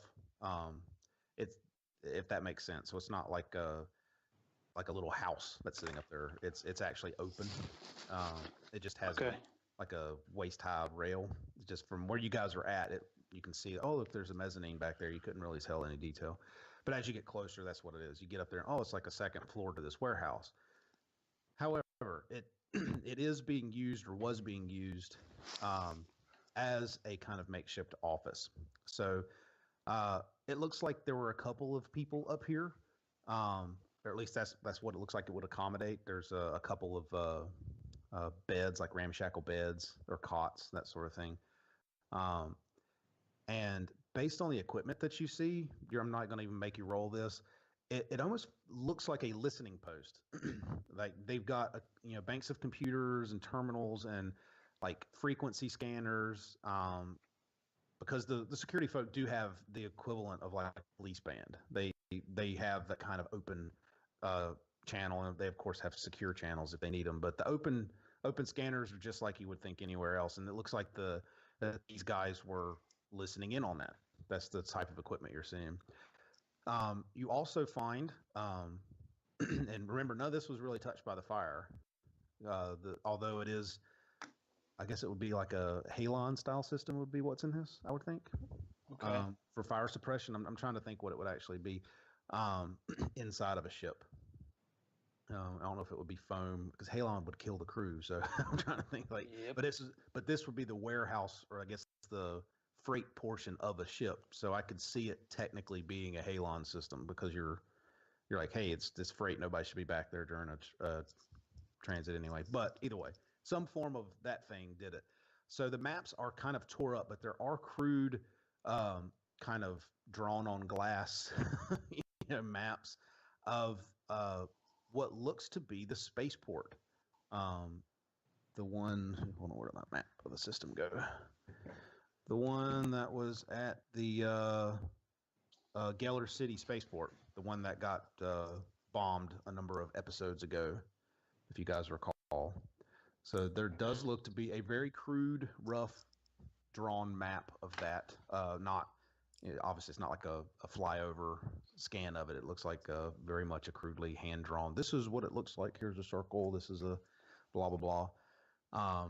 No details on it. Nothing written out like at 3 o'clock we will do this and so will carry that. Nothing like that. Just a kind of rough idea of that. Also, crude maps of the of portions of the station. Specifically like where they're at right now, and some of the other places. You actually recognize Hardways on there, and you recognize what the hell was the name of that place now? Where did I put my list? The not Helgen's, Vincent's. Like you recognize the Vincent's place on the map as well, or as one of the places that's mapped out. And not that one. Where's it at? No, it wouldn't be that one. And one that you don't recognize. Let's put it that way. So you recognize 2 of the 3, and the third one you do not recognize. And let's see what else up there. And that's all you can see at a glance. Okay. So with the communication gears and so forth, I want to kind of inspect that stuff and see if there's any recordings or documentation that would suggest what they were listening to. Look at the equipment to see what frequencies were set at. And then I'm going to kind of lean over the railing, if you will, and yell down to Clayson and basically, hey, Clayson, you might want to send up a team up here. There's some good intel in this office area. Okay. Yeah, when you check the stuff, it really does look like they were just kind of following the police band for the most part. If they had secure comms, you can't really tell, like if they were calling other people. But when you check the files and computers, there's nothing. It's all wiped. So like it's as if it hasn't been used. But it's based on the oh man, that's got hair on the ear cups sort of thing. Like, oh, it's definitely gotten used. Like, but the files have been purposefully kind of erased from all of the systems that are up there. Gotcha. But it definitely looks like it was being used, but something was clearing it out. Clayson says, "What'd you find?" So we got a lot of maps to some very interesting locations, kind of suggesting that like the Geller spaceport, we found the guys that may have set off those explosions at the spaceport, and then we got a map of what appears to be a hand-drawn map of what appears to be Hardway's and Vincent's, and then we've got this one here that I certainly don't recognize. We need to get the other guys up here to see if anybody recognizes this location, or if maybe you happen to recognize this location. We need to figure out where it is and try to deduce what's its significance. All right. He sends a guy up there, and he'll wander up as well. Actually, he'll make a call on his comm and have a guy come up there, and he will come up there as well. And he'll tell the guy, Johnson, check this equipment out and see what you can find. What they were doing. See if you can figure out what they were doing. He doesn't know you've already done all that. Yeah, I forgot to tell him. Yeah. Yeah, whatever. You guys got to find something to do with their time, right? He's like, huh? And he looks at the pictures, or looks at the maps. He's like, God, it looks so familiar. I'm gonna come up real fast and sort of really check in. You guys finding anything up there? I'm seeing some activity. Yeah, you would have heard him call down. Okay.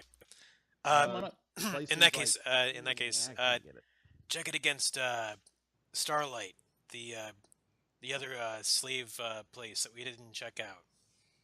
Clayson doesn't get it, but when you mentioned Starlight, were you yelling up or calming up? Calming. Okay. So Clayson wouldn't have heard that. It would have just been. Clayson's like, nope. That looks familiar, but I can't place it. So I'll jump in and say, so what about Starlight? Do you know anything about that place called Starlight? Have you ever been there? I don't know, Starlight Academy. It's just like kind of a, it's just like a local like community college, technical college equivalent, whatever they would use in the Star Wars universe. They teach pretty much anything. It's if you're from out of the system and you want to join one of the guilds, that's where you tend to start. It's actually on station. And Johnson, the guy, one of the little technical dude that came up there, said, "Hey, that's Starlight right there," because I graduated from there a couple years ago. That's what that third map is the Starlight Academy. He goes, it's really rough, and he goes, this building wasn't there when I was there, but yeah, I'd say that's Starlight. And then he goes back to his little dial maneuvering. And Clayson's like, well then, I can't remember if you told Clayson about all those places or not, to be honest with you. I think we did fill him in on that whole thing. I don't remember. I don't think you guys are keeping any secrets from him now. Not especially. That I can recall. Yeah. Other than the attempt to. What? No. Well. No. What? No. You know, memory is a fluid thing. I took a fall. I don't know if I can be really held responsible for any misremembering. Reliable. There you go. He's like, wasn't that the third place that Mika found in those files? Starlight. Yeah, we got to look into those people. I find it hard to believe that whole place is a front for some organized slaver ring, but definitely looks like something shady's going on down there. We'll have to look into that at some point. But I don't know. I don't see anything else. So you do. Sorry, go ahead. I'm gonna yell at Johnson, or not yell, but say Johnson. Hey, Johnson, can you check the data system? The stuff's been wiped, but can you tell when it was wiped? When it was erased? He's not exactly an expert, but he plays one. Out of the way. He plays one on TV. You know, He's a security guild expert. He's not a hero. What's wrong with you? Then I'll kind of nudge him aside. See what happens. No, he's like, no, man, that's who the hell could ever figure that kind of thing out, man? This stuff. I mean, once you wipe a computer system, it's gone. Like, I mean, gone. So you're gonna push him out of the way? Yeah, I'm gonna try, man. All right. I'm gonna, Three difficulty die computers. Okay. Oops. Erase that, and then roll it. Oh, it's a push. I only on about 2 advantage. Oh, Yeah. you can tell it was erased recently. Okay. Yeah. That's about it. Johnson. See, I told you, man. Once that stuff's gone, it's gone. Man, I know what I'm talking about. I graduated summa cum laude from Starlight just a couple years ago. Oh God, Johnson. Should write him. In this game, in this game, my nemesis is Hineni and Kurtz is Johnson. Johnson, Biff's nemesis in the computer world. Amazing. Johnson, your hacker rival. Yeah, might see him. You never know. Yeah. He's got 2 people. He's got the lady, and he's got Johnson now. Johnson. Damn it, Johnson! 2 people come back. So while I've kind of got Johnson's attention, and he mentioned the fact that there was a new building on Starlight, I suppose I want to look at these 2 maps and see if, like, for example, does the map of Hardways have the basement on it? And if so, is there anything unusual about, like, Vincent's that? Whoop! Sorry, I dropped my pen there.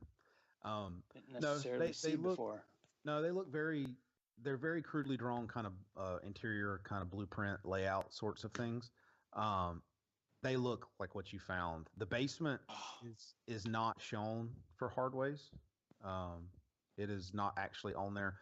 Well, I should say the layout of the basement is not on there, but on the base floor, like the base ground plot, there is a square drawn where the door is that leads down there. But Okay.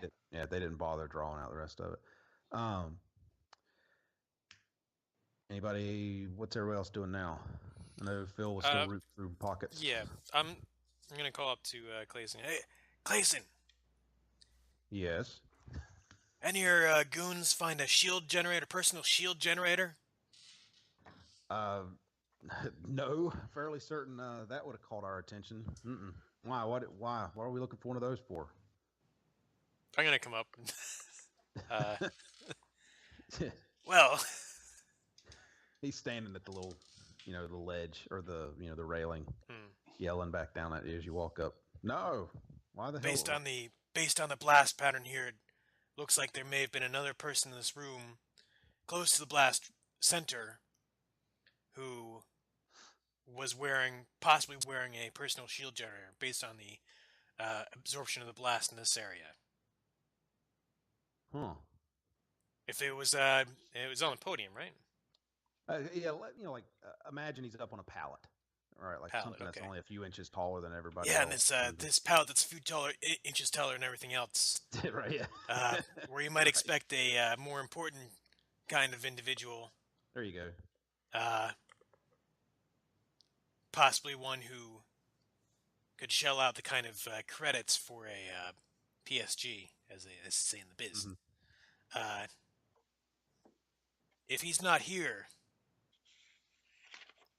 it seems to me like Kanene may have traded up. He's working his way up the chain. Damn, that's good. Crap. Where the hell would? Shit. That means if Hineni, if you're right, that means that whoever was leading this little group got taken too. God, hate this. This guy's always 2 steps ahead of us. Or apparently only 1 step ahead of you. But yeah, I was just gonna say that. Do y'all have any idea who it would have been? Did y'all have eyes on the?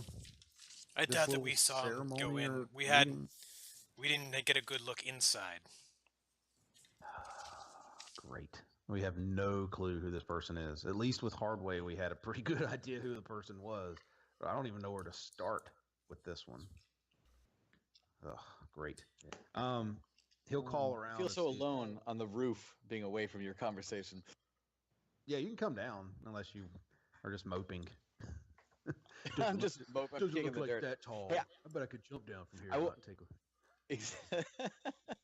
I was actually going to ask you while I'm up here, because I do want to come back down, but is it possible for me to utilize one of those destiny die to see if I can undo the contamination that those couple of officers did up here to glean some information from the scene? Unfortunately, no. You only had one, and I used it so you would learn Mandalorian. Okay, Yep. gotcha. All right, so then if I haven't been able to find anything else, then I'll come back down and kind of make my way to where everyone else is talking. Yep. Okie doke. Yeah, they weren't paying attention at all, so you really wouldn't have been able to make out much up there. Yeah, no worries, no worries. Okay. While we're down here, we're talking about shield. Oh, let me get. Oscar, were you saying something about a personal shield generator? Yeah, it looks like we have a goon here with a personal shield generator near the center of the blast, and he's not here anymore. Probably snatched by Hinene. Probably the leader of the bunch too. Yeah, when he points that out, Slashik, you're like, you see it now. You see that the first thing. Right, of, right. Of the Kind of what I anomalies, saw from the roof. Right. Yeah, you definitely see that in the pattern. You're like, oh man, that makes sense now, based off what you were seeing from above. Well, I don't know who might have had access to a personal shield generator of our recent contacts, but the only one I think would be someone very, very high ranking. Obviously, I have always believed that Queen Talia had a personal shield generator, which is why she was so calm during the house meeting that we all met each other at. But I wouldn't imagine that the Queen was here, right? That seems way, way far fetched. That's a hell of a leap, Clayson says, to think that the Queen was here. And if Hinene took the Queen, Right. I suspect I we'd think we'd probably figure hear it about out. it really Yeah. fast. Well, It's keep possible. your ears to the vids just in case. What's the likelihood that Hardway was the guy on the podium, and when the initial blast went off, obviously the shield generator would have protected him, which would then have allowed Hinene to nab him like in the middle of the meeting, and then they're up on the roof for a couple hours having a casual conversation about things.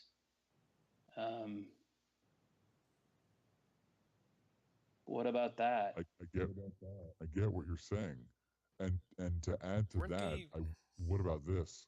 What if the reason that Hardway was kept alive was almost as bait to get everyone to this location? He was given a generator so he wouldn't die in the original blast, and then Hinene ended up killing him after the fact anyway because he was just bait. Weren't the wounds that I saw on Hardway? Weren't they old? I mean, were some of them old?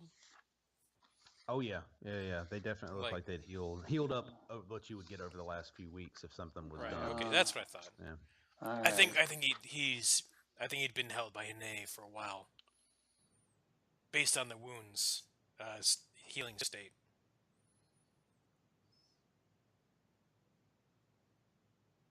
Either held by And Hinene or held by Hands of Valiant.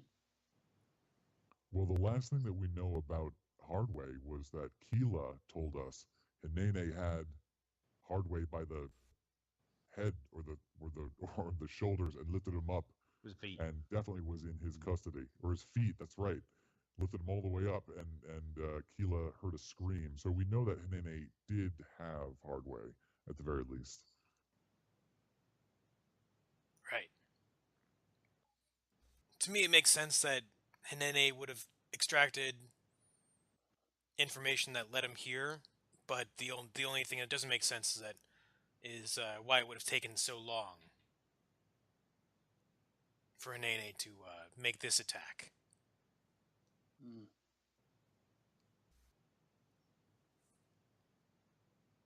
Busy? Maybe he had laundry? Do some chores?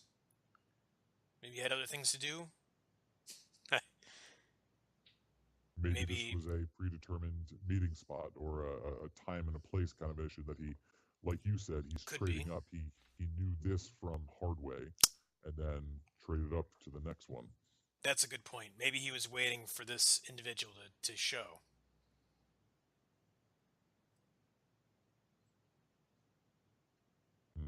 That's quite the interesting theory. Yeah, it just seems odd that you drag somebody along with you to make an assault, and then. Well, he's leaving a message. Yeah, I follow that.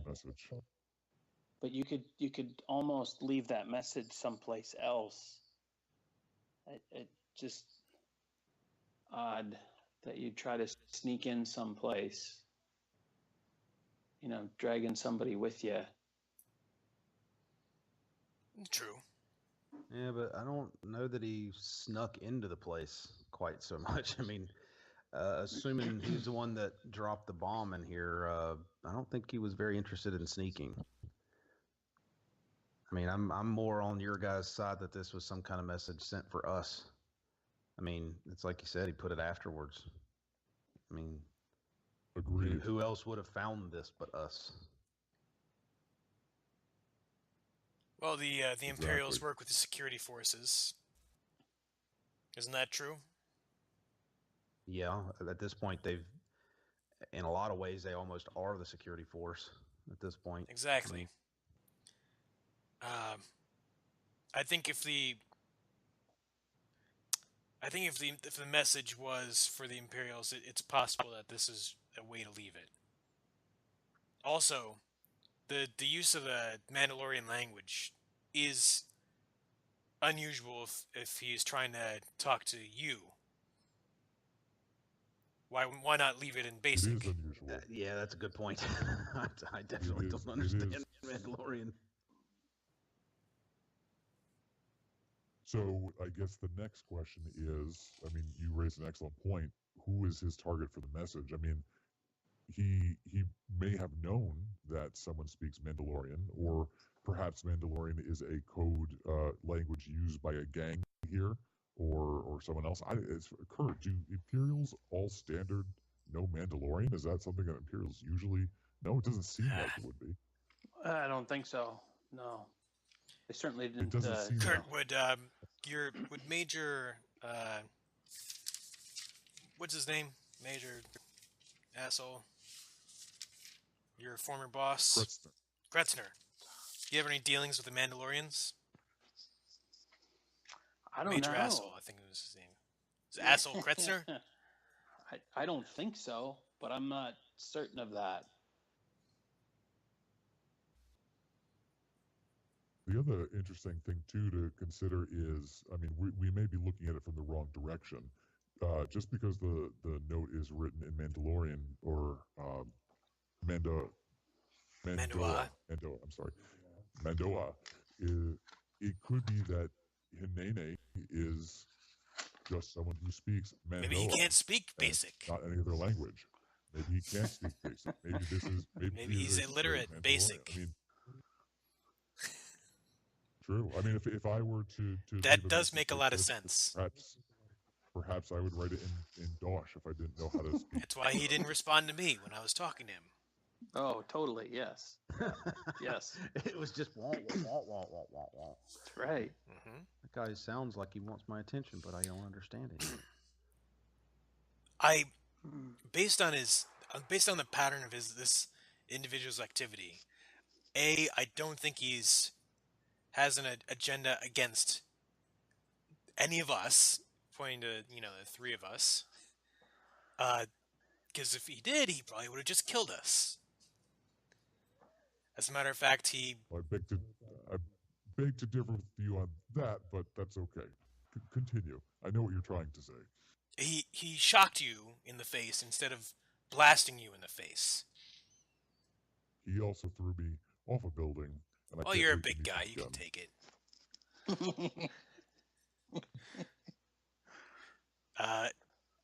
Maybe he's showing a bit of a disregard for your life, but not a hostility towards you.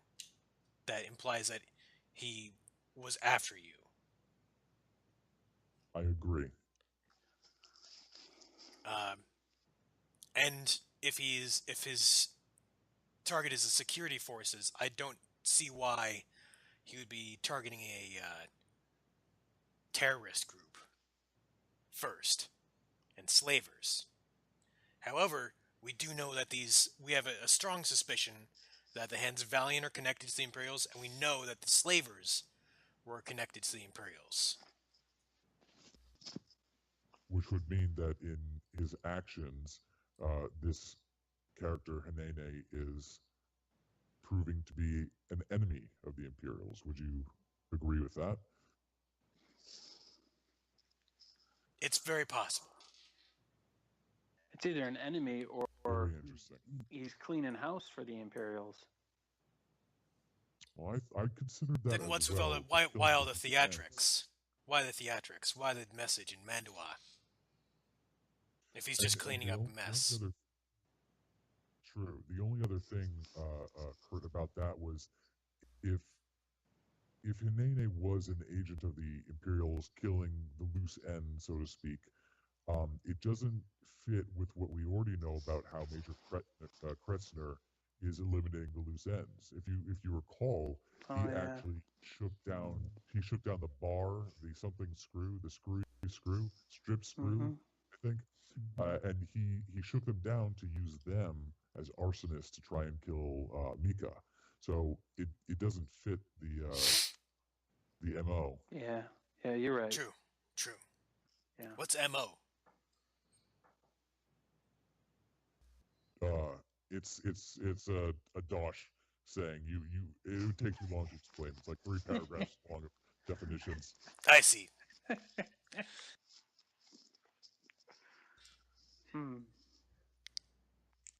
Another thing to consider is the quote itself that was left here, and let me go and read this off the body because my memory is not that good. Death is a debt to nature due, which we have paid, and so much you. Now, my question about this is, does this have specific meaning to us or to whoever the reader is supposed to be? In which case, the phrase or the sentence, which we have paid, who are we? Who is he working for? Who is he working with? What is his organization? That is very interesting. Or, second thought, is this a famous or a well-known Mandalorian expression, which maybe Kurt can cross-reference in slicing into some networks and see if this is a calling card for anyone in specific, or if it's been used before. We might be able to find a pattern here. It's a good idea.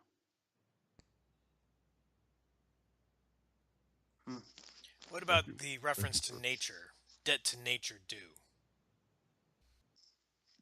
Yeah, why is it a debt to nature? It almost seems like life is stolen from nature. If death is the debt to nature, is the debt. And why would they have paid? That would imply that they have already died. It's very metaphoric. Maybe you can pay with someone else's life? Seems kind of convenient. Interesting. Hanene is a zombie. Yes. I mean, I see the realism in what you're saying is that perhaps Hanene is, just like Clayson has said, a ghost, a story. Perhaps the real Hanene is dead and long gone, but whoever is using the name Hanene now is a rogue element. And there's never just one zombie, so that takes care of the we part, right? Oh, it's all fitting together now. Sounds like I see all the pieces connecting. Yes.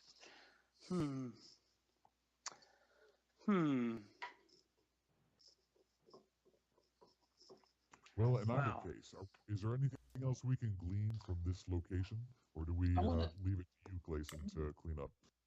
I want to go down and see if I can't figure out if we've got a secondary explosion or a separate attack.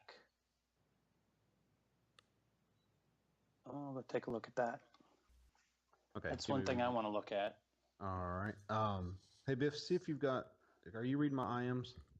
Oh, geez, I wasn't. No, I got to go to a different screen for that. Hold on. Oh, that's right. I forgot you're using a different system. I'm on my phone. I can't. Are you? You're doing that through Skype? Yeah, I did through Skype. If you can't read them, I can send an email. It doesn't look like they're coming in. I'm on the chat page, but I'm not seeing. Oh, maybe I got to get back to. Yeah, You it's might have to go to your personal chat. Oh wait, yeah, it'd be okay. the personal one. Yeah. I got it.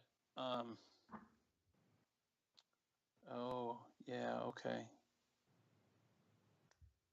All right. Yeah. Thank you. All right. I will let you. If are all of you going back to the blast, or just Kurt by himself, or have y'all been having this conversation around that area? I kind of figured we were upstairs. I'll go back down with him. Yeah.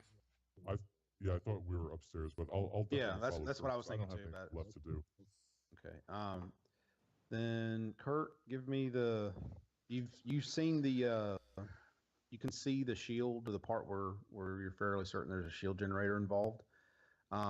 So just opposite of that is where the irregularity is in the blast pattern on that side. Give me a 3 difficulty war. Actually, it was 4 for wasn't it 4 for you, Oscillate? I think it was 4. I forget at this point. Call it 3, and you're going to get a boost die because all of these guys are going to be pointing it out. They're all like, "Is this the one we're talking about?" As you're all puzzling over. I'm not Oscar. Slashik, you can roll too, since this will be your first chance to see it up close. So 3 difficulty knowledge, either a basic knowledge or warfare if you have warfare. Okay. Okay.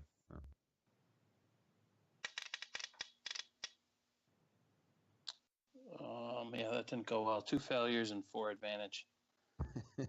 Well, you definitely see it. Man, this is just okay. Okay. Yeah, how'd you do, Slashik? So I have a total of 2 success, but I have 5 threats. I don't even know what I did. It obviously wasn't good. All right, hold on. I'm typing it.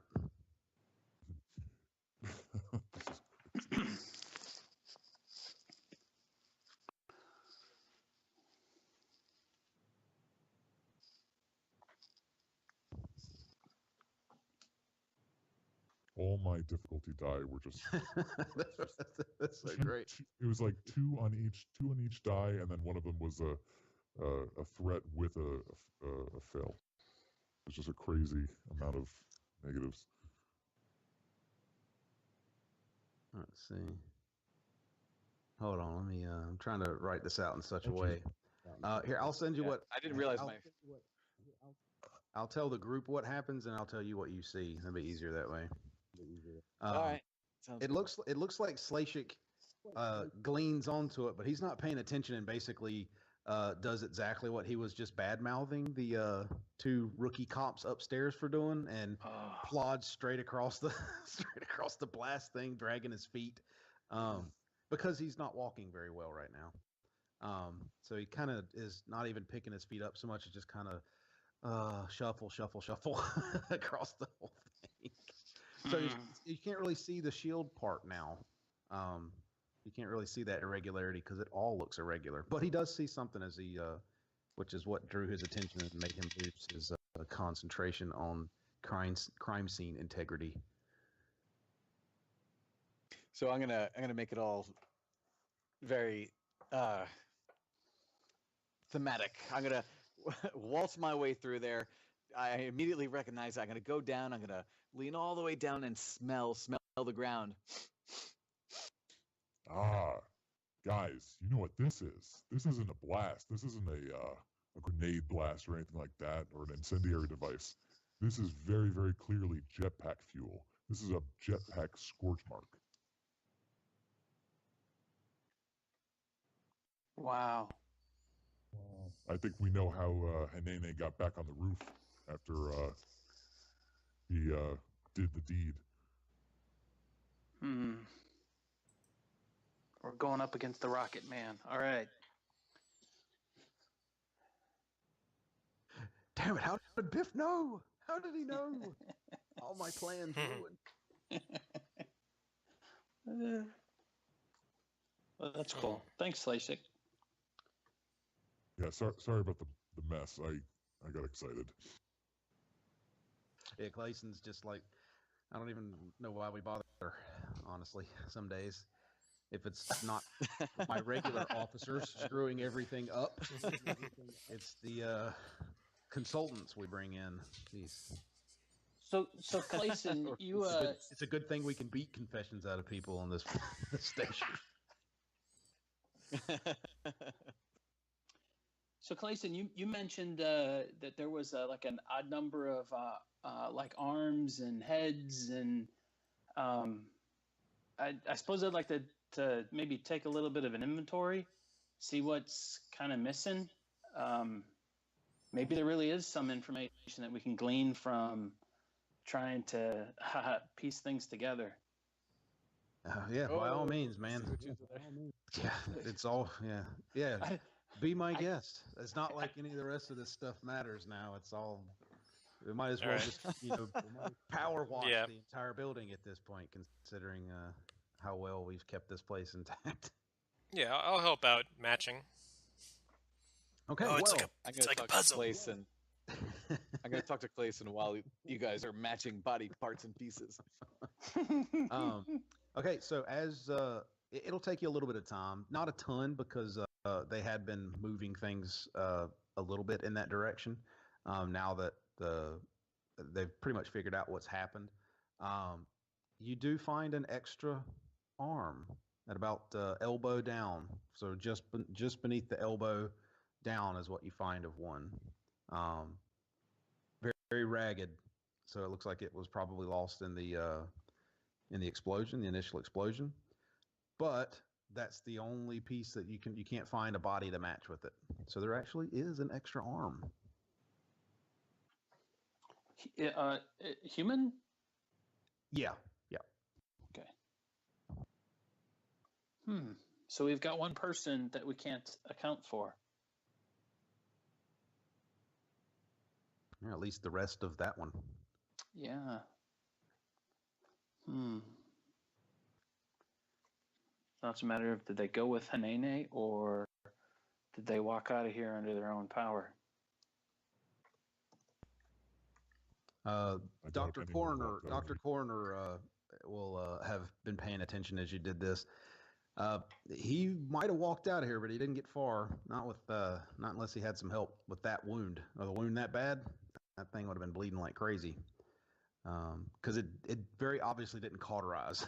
Put it that way, it's very much a war injury that would have required some medical attention to keep him from bleeding out.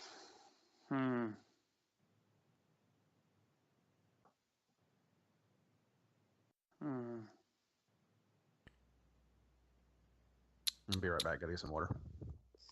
So what's the extra part? It's a arm from the elbow down. Human.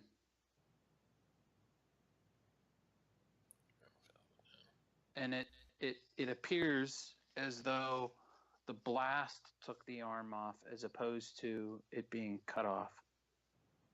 And the rest of that person is not there. Correct. We can't account for the rest of the body. So it's kind of, we got to either locate a blood trail out of the building, or, quite possibly Hanene took him out with him. We know that there's a bunch of blood on the roof. I don't know if we can get a some kind of a blood match or something like that. That might be, we might be able to get Dr. Coroner to look into that. Slashik, I don't know if he can look for the blood trail. I certainly would like to try. Yeah, it's supposedly what I'm good at. Yeah, 2 die. Was it survival? Yeah. What? 2 difficulties. Okay. Yeah, 2 difficulty survival. Actually, everybody make that. Everybody, okay. Now that you've ID'd it. Oh wow, nice. I got 3 successes. Both my difficulty die blanked out. Yeah, Clayson sees it too. He's like, "You mean that blood trail?" it's a fairly obvious one, unless the other 2 guys didn't see it. Success. So I'm over. Yeah, I'm over in the corner throwing up again. Yeah, well, you did just spend a large amount of time. Maybe I just kind of had to sit down because I was getting lightheaded. Yeah, it's probably more lightheadedness now than it was nausea. Most of your breakfast is gone at this point. The rest of you notice that Kurt's looking a little pale and worse for wear at this moment. He's kind of sweat through his shirt, that cold sweat. His hair's damp, very pale. Not sure if he's coming down with something or not. So you guys don't seem to be affected by anything, so maybe he's just getting sick.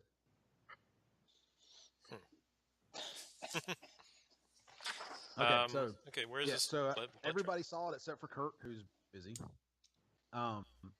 If you follow this trail of blood, it's not like gushing, but it's very obvious. Once you see it, you're like, "Oh crap! How did we miss this?"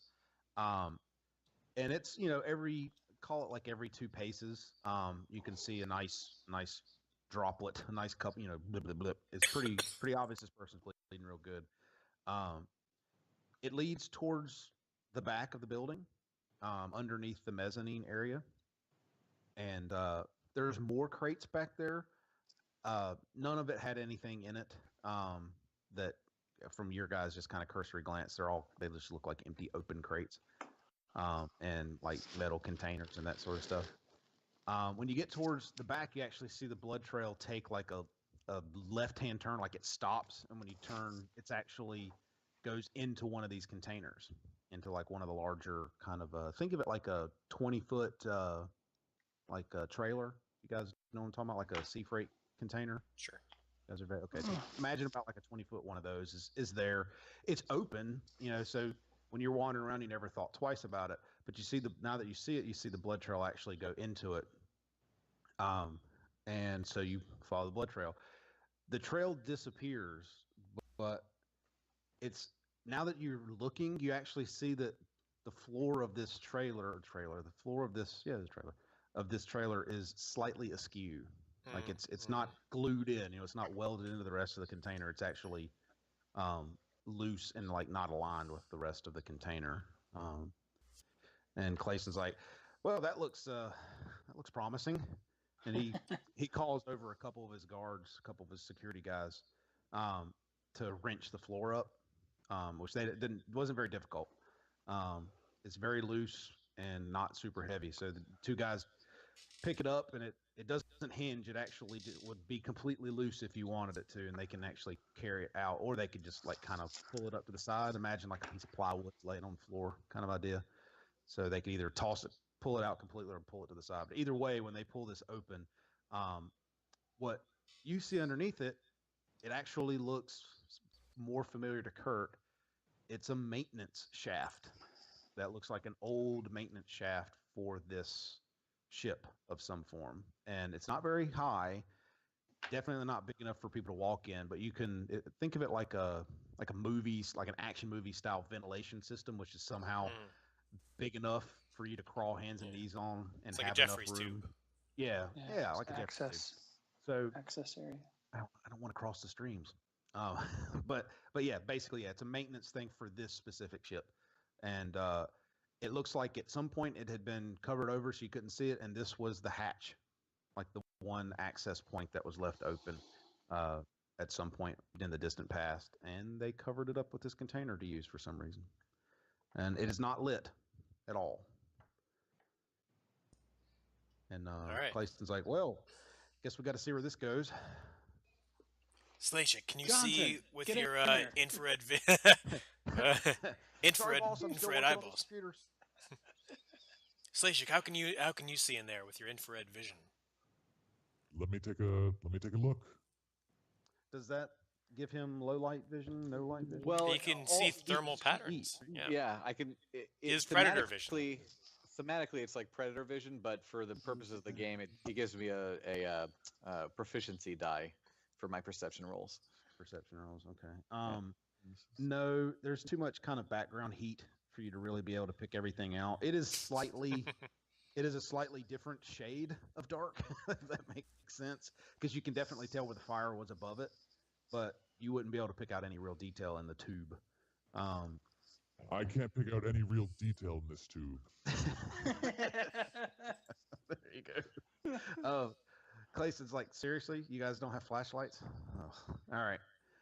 He pulls one off the belt because these guys are security officers. He pulls the handy dandy nightstick / flashlight, mag light sort of thing that he's got, and clicks it on. You see that the other two guys that are with him, or that he called over, do the same, and they head down into the thing. They lead the way. Yeah, let's go. Clayson does, and then the two behind him, and then you three if you would like to. Yeah, I'm game. I'm in the tube. Yeah, I think I can walk now. So yeah, I'll join. All right. Well, the first thing you notice is it is very much designed for human-sized folk. Not super well designed for Slashik. So he'll have a bit of a tight crawl. True. But the other two of you, and obviously none of the security guys, will have any real serious problems. None of them are gigantic monster-sized guys. So it snakes its way. You're underneath the ground, so you kind of lose track of it a little bit.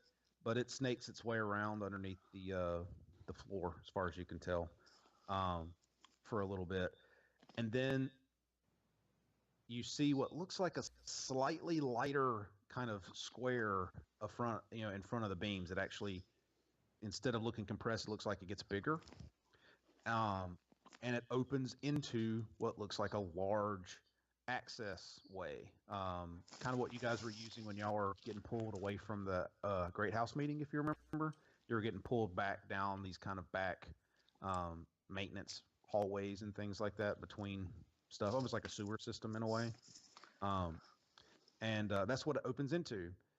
And you can tell as you kind of make that transition that this was very obviously like not original. It was cut into it at a later date, and it's fairly recently too, based on the amount of wear and tear, like rust and kind of just metal, etc., metal fatigue and that sort of stuff. You can tell that this was not done like 40 years ago. It was been done in like the last 5 to 6 months. This little cut into this bigger access way. And everybody continuing to follow. Yep. Okay. Well, as you move forward, you're actually moving a fairly large distance. It's difficult to say exactly how far, but it's not miles. If you were to hazard a guess, you would think that you're somewhere around street distance. You're not sure how far up and down the street you are, but you would say you're probably about right underneath the kind of main street, quote unquote, out front of the warehouse, if you were to guess.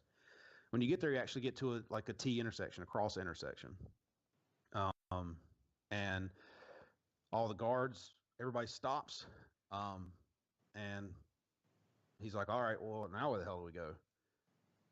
He goes, if you give us one of those flashlights, we should split up. Which way does the blood go? Let's see. Everybody give me a perception check. He will give, one of the security guards will give a flashlight to whichever one of the three of you wants it. Make that decision now. Osclet sounds, or Kurt should probably take it. I got claws. Okay. Everybody make a 4-die difficulty perception. Slashik, your infrared will help you. So however if it gives you an extra die or lowers the difficulty, whichever that does. Did you want us to do a regular perception first, or is this the perception roll? This is the perception roll. Okay, gotcha. 2 Biff- success, 3 threat. Yeah, Biff is a 3 die because he's got the flashlight. Oh, and I got the Alright. 4 die. Okay. Yep. And you got 2 success. Yeah. Phil.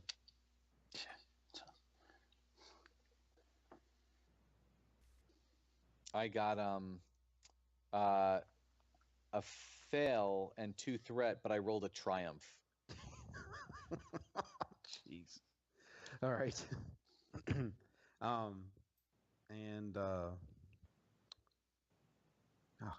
Everybody's name Kurt. Yeah, I'm getting a little lightheaded. I got 1 fail and 1 advantage. Oh man, Kurt's having some trouble. Well, Dry Oscar- heaves. Yeah, Oscar, I'm sorry. Slashik is looking and accidentally trips, bumps into the one of the security guards who drops his flashlight. Which just so happens to beam itself perfectly in spotlight for Oscalet, because everybody else is a little preoccupied, but Oscalet says, "Hey, look, there's a handprint right there," or what looks like a handprint. Snap! It's kind of a drag mark more than it is a handprint, because it doesn't look like there's so much a hand shape to it. And it's going down to the right. It's call it like 3 or 4 feet down that right-hand path when you come to it, when you come to that T intersection. So it looks like it's definitely made the turn to the right. There you go. Let's all go to the right. Why split up? Is there any possible value to have maybe some of Clayson's men go to the left, just to cover all avenues? Maybe 1. I'd rather we not split our guys up. I mean, if they're 2 hours ahead of us, then I doubt we're going to run him down. And if he's bleeding as much as the doctor, and it looks like he is, says he is, then he probably didn't get very much further. Let's just keep heading that way. All right, I'll listen to you. Yep. So off they go. You guys continue down. You would guess a couple of blocks worth of distance. Kind of the best way I can put it. And then you come to another T intersection. And everybody perception rolls again. Same roll. If you have a flashlight, you get 1 less difficulty, but it is dark.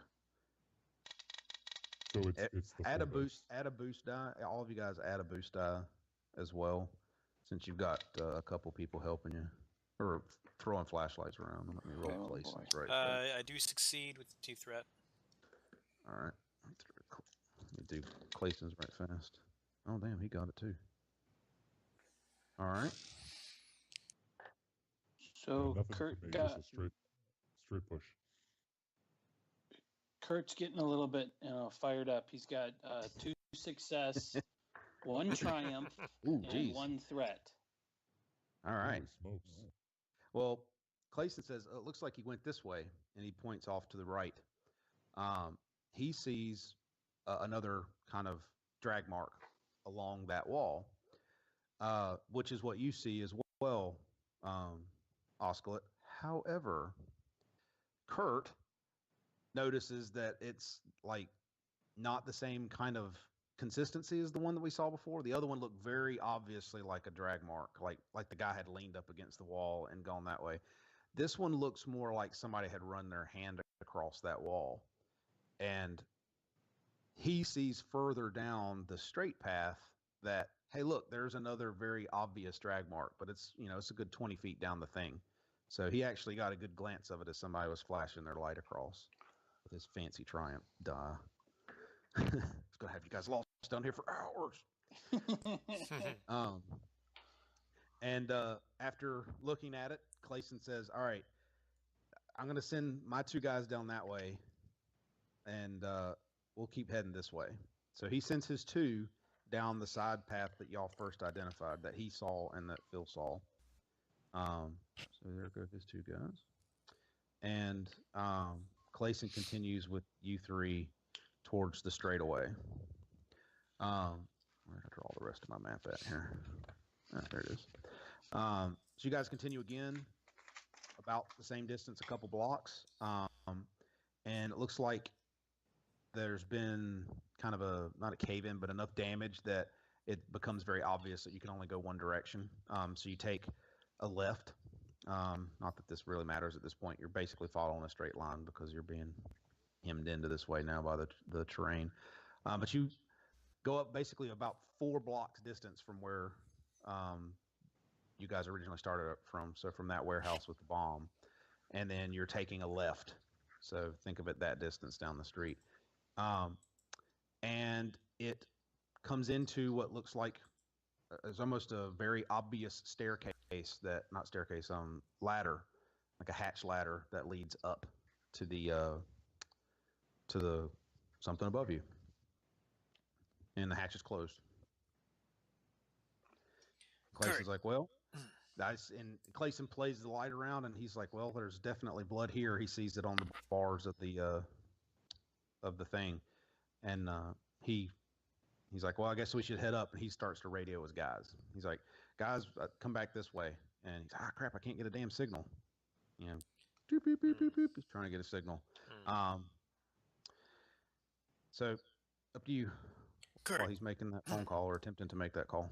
Kurt, you are familiar with these access tunnels a little bit. Any idea where we might be? What section of the station we might be? No, I'm honest. No, right now I don't have a good idea. You don't want to make a crazy hard difficulty roll for that, or? No, you guys, actually aren't super far away. You would know that you haven't gone far enough away to have gone to like another sector of the station. You're definitely in the same sector. You're just a few, like, think of it like 3 or 4 blocks down the street somewhere. You're not sure what was there because you never really went that way to look, but you know you're in this kind of warehousey, rundown, dilapidated district. So this is an access for I'll call it the city, not for the ship.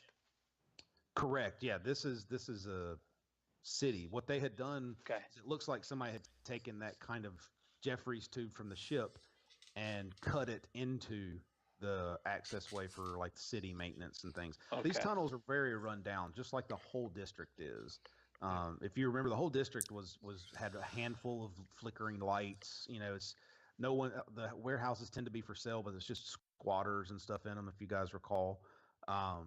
So this stuff isn't really well maintained at all out here, but it does have access points as if it could have been maintained. All right, so that's what looks like happened. But this looks like it's a legitimate, like, this goes somewhere. I think we go through the hatch, but first, before we do anything like opening this hatch, let's spread out a little bit in case we have any grenade action, as wont to do. Has happened to us in the past. Last time you had a ladder to go up. Yeah. Confined spaces and grenades seem to go together. I don't know what you mean. Okay, what's your plan and your marching order? All right, Slashik, how are you feeling in terms of like healthy health? I feel like I feel like I could fall asleep in a large vat of Bacta for a month. I feel like I really am on my last leg here. What are you implying? Yeah, he's popping ibuprofen like crazy right now. All right, Slashik, why don't you get in the back? Give yourself some distance. All right. Kurt, why don't you come up here to the hatch? I'm going to open it. And Clayson, why don't you hang back a little bit too? Clayson pulls out a heavy blaster pistol. He's like, "Hey, man," he goes, "I'm ready to rock and roll." How's your damage soak? he's wearing a padded jacket. As far as you can tell. All right, if you want to be up front, that's cool. Kurt, why don't you stand back with Slashik just in case? Okay. I got my blaster out too. All right. So, here's how I think we're gonna Here's what I think is best, based on my grenade experience. I'm gonna stand here underneath the hatch. I'm gonna sort of position myself with both hands ready to grab. I'm gonna have my blaster holstered here. You open that hatch, maybe take a peek around. I'm gonna try to catch anything that comes through this goddamn hatch and throw it back. I am ready. Not again. I hope your coordination roll is excellent. I have been practicing this very I wanna maneuver. roll like a grenade, like 2 I've been grenades doing in some there. juggling. I'm ready. All right, who's And let's who's do this cracking the quiet door? like, eh? Who's cracking the door on this? Clayson? Yeah. All right, He's an eager beaver. let me roll his stealth then. Let's see, he's not good at this. All right. Ooh. He's really not good at this. You see him very he puts his hands on it. He gives one of those signals. He's got his gun in one hand, and as he pushes up on the thing, you hear that it's the metal of this hatch. Like the hinges on this thing are not like well oiled. And he grits his teeth and finally just throws it because he knows he's lost all element of surprise. He just throws the thing over. It's like a kind of a flip one, if that makes sense. So it's hinged on one side and it flips over.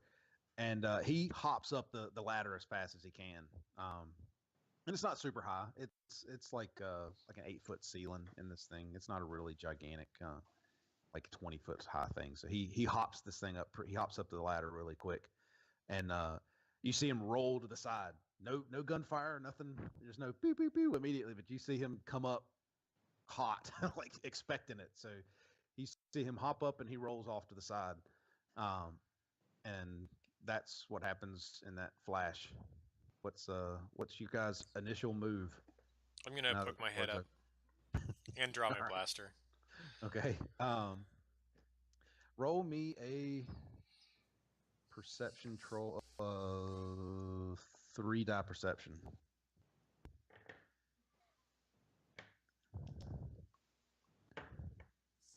I push with 1 advantage. You see Clayson when you peek up. You don't see anything, but you do see Clayson, kind of cowering behind. I hate to say cowering, but behind a crate to the side with his gun drawn, like looking down, like shuffling. Like, come on. That's all you. He's being quiet, but he's trying to motion for you to come up. All right, I'm gonna run over to him. All right. There's no blaster fire. Next. Anybody else moving? I think it's gonna be me next. That's right. We have our pale, sickly engineer in the back. Yeah, I think the adrenaline of seeing my allies kind of run up the thing has got me all real excited. Even though I'm on life support, I feel like I gotta get in, into the room. Okay. All right, give me a 3-die discipline roll. All right, let's do this. 3-die discipline. Jeez. All right, J-Bot, what are you up to here? What are you up to? Okay, and that's 3 dice, and okay. Ugh, that was gross. Okay, I have 1 success and 4 threat. Hey, you actually succeeded though. That's pretty good. You see Slasik jump out of the thing, and just for a second, he looks like he's about to charge into the middle of the room. But at the last moment, he catches himself and kind of ducks behind a box. And you had 4 threat, right? Yes, I did. As you do this, you hear something clatter to the ground, and you glance to the side, and you see a guy. Basically, it looks like a guy leaning out from behind the thing with a blaster pistol in his hand, leaning out behind another crate with a blaster pistol in his hand. Kurt, what are you doing? Well, I'm coming up the ladder. All right. Going anywhere specific? Well, I suppose I'm gonna have my head come up to see what's. All right. What's me all happening. 3 die perception. 3 die perception. Oops. Get rid of that. Put that in there.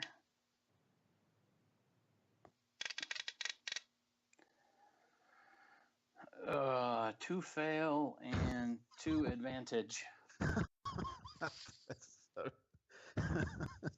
You don't see anything as you come out.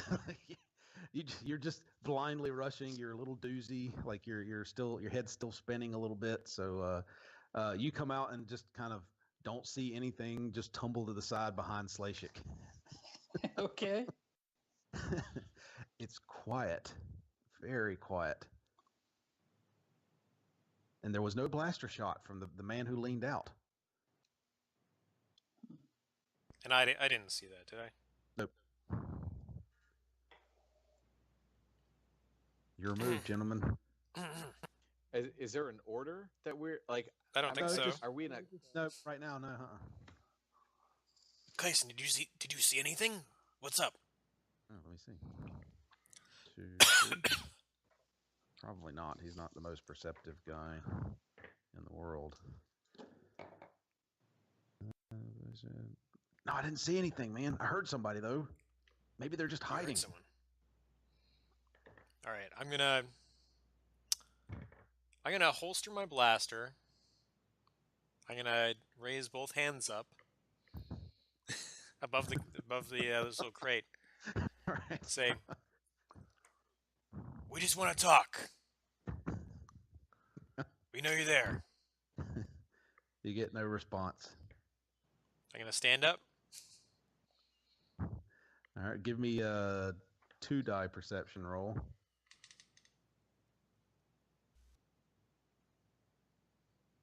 Okay, succeed with 1 threat. You see a man or you see what looks like a man with a blaster rifle pointed right at you, staring at you.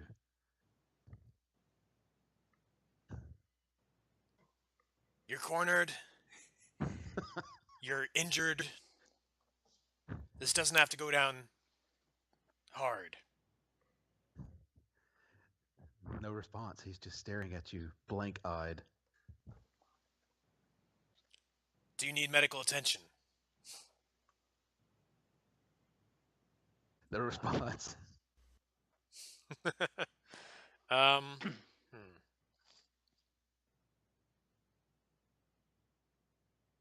I've got a stim pack here. It's yours if you put the blaster rifle down. If not,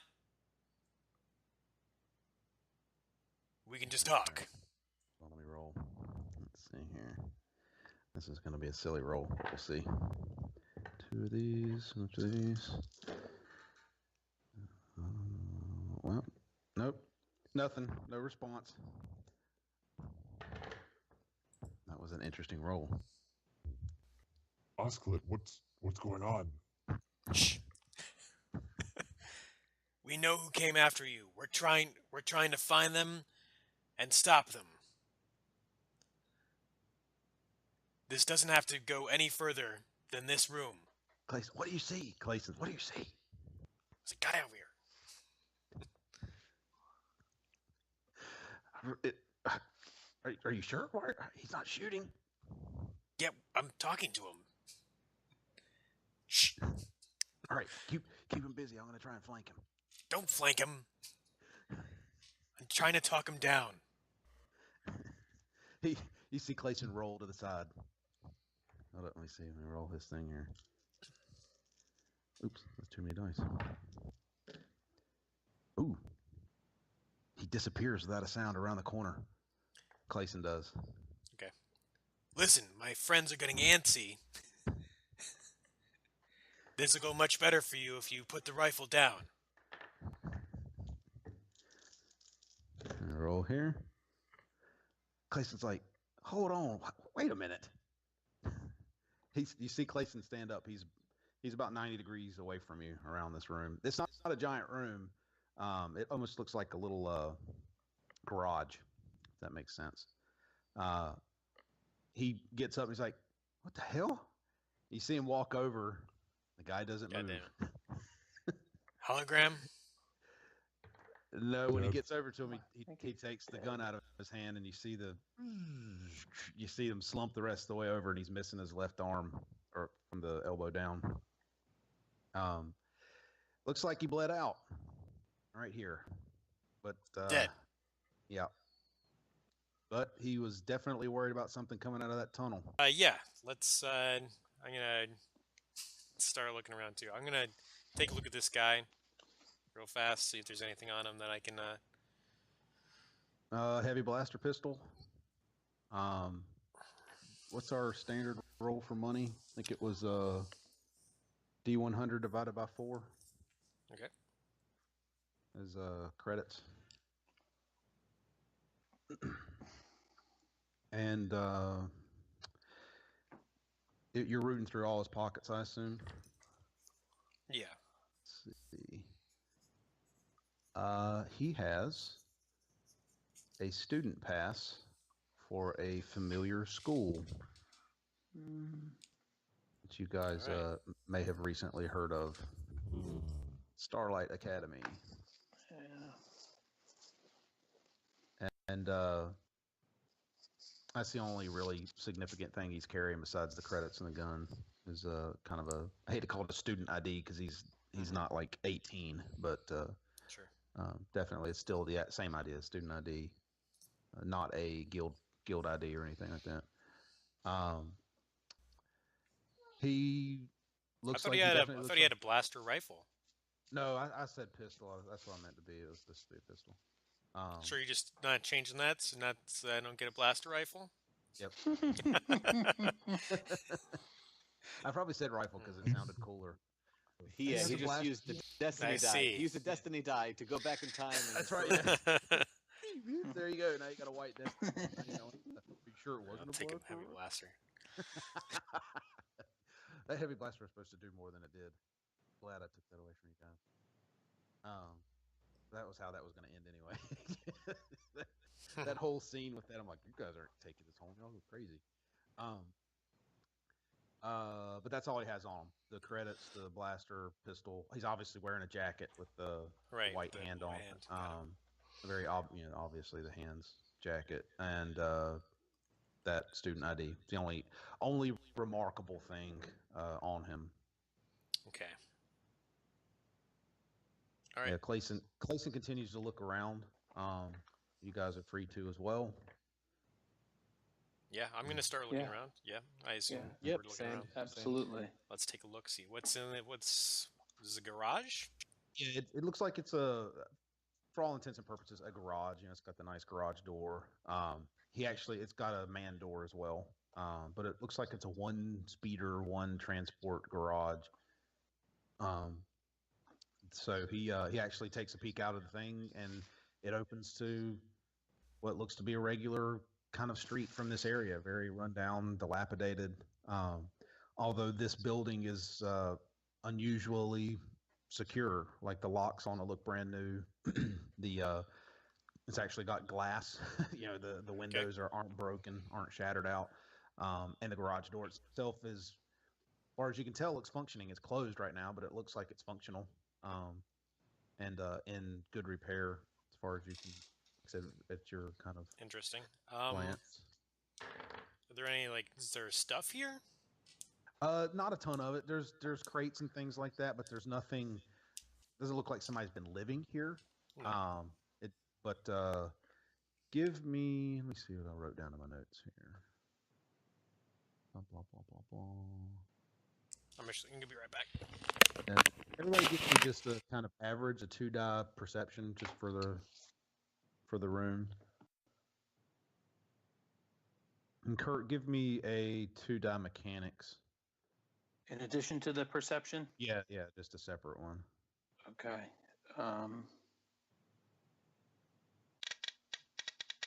So my perception is 1 success with 2 threats.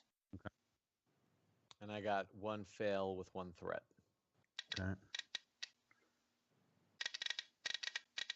Yeah, Slacek, you're not seeing anything. It just you're kind of feeling dejected at this point. Your hopes have gotten up for the hunt, and Yeah. come to a dead end, and you're kind of pouting right now. It was like the tease, the rush, Right. and then followed by by nothing. And now you're starting to feel the injuries again. Exactly. The adrenaline is slowly ebbing away. Yep. So my mechanics check, I got 3 success and 1 triumph. Okay. We'll wait till Phil gets back. Okay, I just got back. Wow, that's Okay. What are we a rolling? really good one. So, Kurt, while everybody's looking around, you can tell that something like this place has been used to kind of maintain a vehicle. There's, I guess, what's the way I can put this? It definitely looks like it's a working sort of micro shop, if that makes sense. Okay. Like it's not designed to build a car, but it's definitely got stuff in here that looks like somebody has had a working vehicle in it recently. It's from, Does this? it could be, like I said, I'm using your magical Triumph die to say you get a sense like this had a vehicle in it not long ago, sort of, if Okay. that makes sense. Like you can So- smell the exhaust or that sort of thing. Like you're like, something. You're getting Does a Slay this- Chick style sense. Yeah. Yeah. Does this garage door open to like a street area, or is it like a Yeah. exterior space? Okay, so it's Yeah, it street. just opens to the street area. Yep.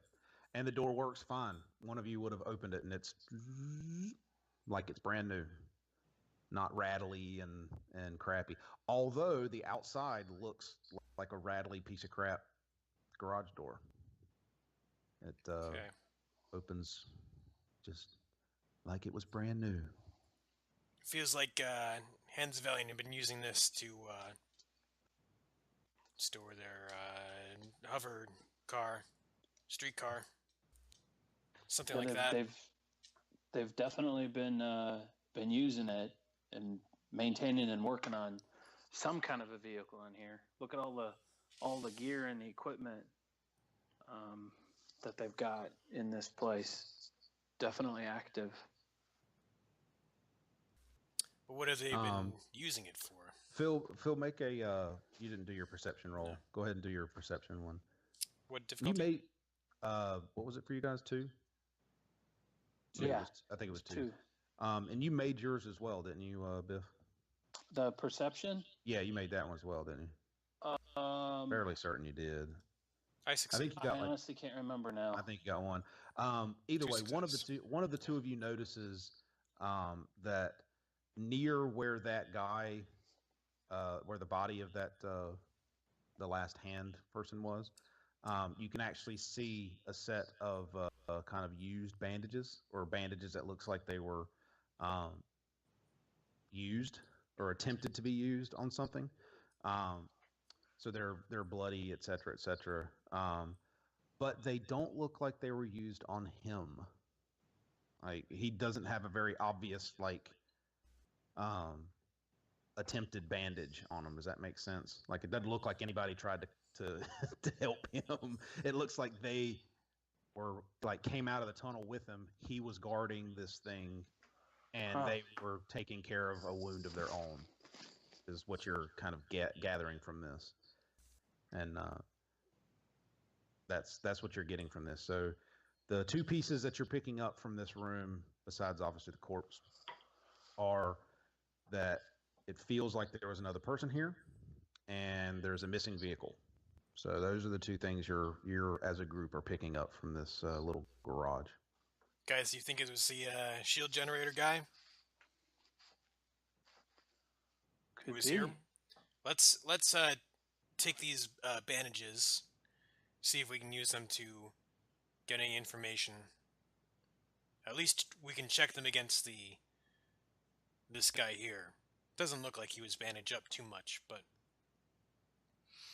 you see so we can make Clayson sure. attempting to make a call on his communicator, still fighting it. He's like, man, this son of a bitch is not working. When you open the door, he steps outside, works fine. He's like, that's weird. Beep, beep, beep. And he makes his call to security guys to kind of tell him where he's at. This will ping in somebody's head. I assume. I'm gonna look for a jammer.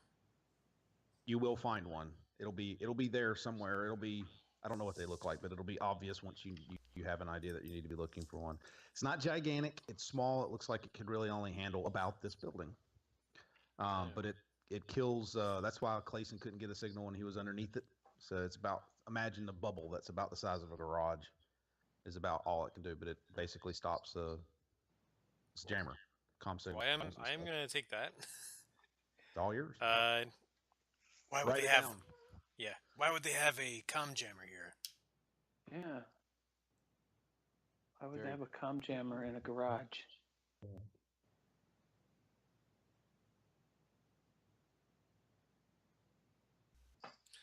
Could it be maybe a little security in case someone happened upon them and tried to call out? Security forces, if they inspect in here and then I don't know. I mean, just in general, I feel like it's maybe not paranoid, but just a very, very safety-oriented thing to do if you have nefarious reasons for doing dealings here, you know. Just making sure there's no extra ears here. We know this place was used by the Hands of Valiant, correct? It could be an anti listening device measure. Right, exactly. Anti-listening, or you're preventing somebody from maybe like scanning what the contents of the garage might be. Perhaps. Clayson's like, or Clayson says, or calling out of this place for some reason. Could Maybe be this a is place to lure people in, to kill people and make sure they don't get call out for help. Or where they drag people for a piece of the slaving thing. I don't know. Who knows, man? We've got a few of them too if we need them. I mean, there's all sorts of things you can do with a jammer, from keeping people quiet, from not having the place come up if somebody running by is just scanning for frequencies. There's no telling. I mean, who knows how many people have personal locators and things on them that they want to kill. So who knows? Till we find the person that got out of here, we probably will never figure that out. So is there any kind of like, I'll call it like address or something to this garage? It'll have one. I haven't made one up, but it'll have an address. Okay. But it's when you're on the outside, you can see it's just a little garage in the middle of all these other kind of ramshackle buildings and things. So, yeah, I mean, it really does. If you shut the door, it blends into the rest of the neighborhood. So, is there any activity in the neighborhood? Are there any people here at all? No, there would be, but they're not like. If you remember when y'all first came in our last session, it was pretty quiet in this section of town. It's pretty much a defunct section of the place, run down, isn't monitored at all by security, that sort of thing. So it's the type of place where these sorts of things happen, because no one's watching, or they know not to watch. So Clayson, did you guys find anything on the other path? No, they didn't find anything. So good eye. Otherwise, we'd still be walking around down there. But they're on their way, and so is the Dr. Coroner. We're not going to let him live that one down. He's going to bring his stuff over here too to collect this last body and those bloody bandages. So that makes, let me see, 12, 13 people plus a 14th that we're fairly certain got away, if I'm doing my math right. 11 corpses, one extra arm, that equals this guy for 12, Hardway for 13, and then a 14th that got away. Yeah. That's a hell of a body count for one night. Yeah. Well, unless you guys feel like spending the rest of the day here, I'm more than happy to let y'all go back and get some rest. You look like you could use it. I definitely could. You're getting a little garbled there, Jake. Sorry about that. I could.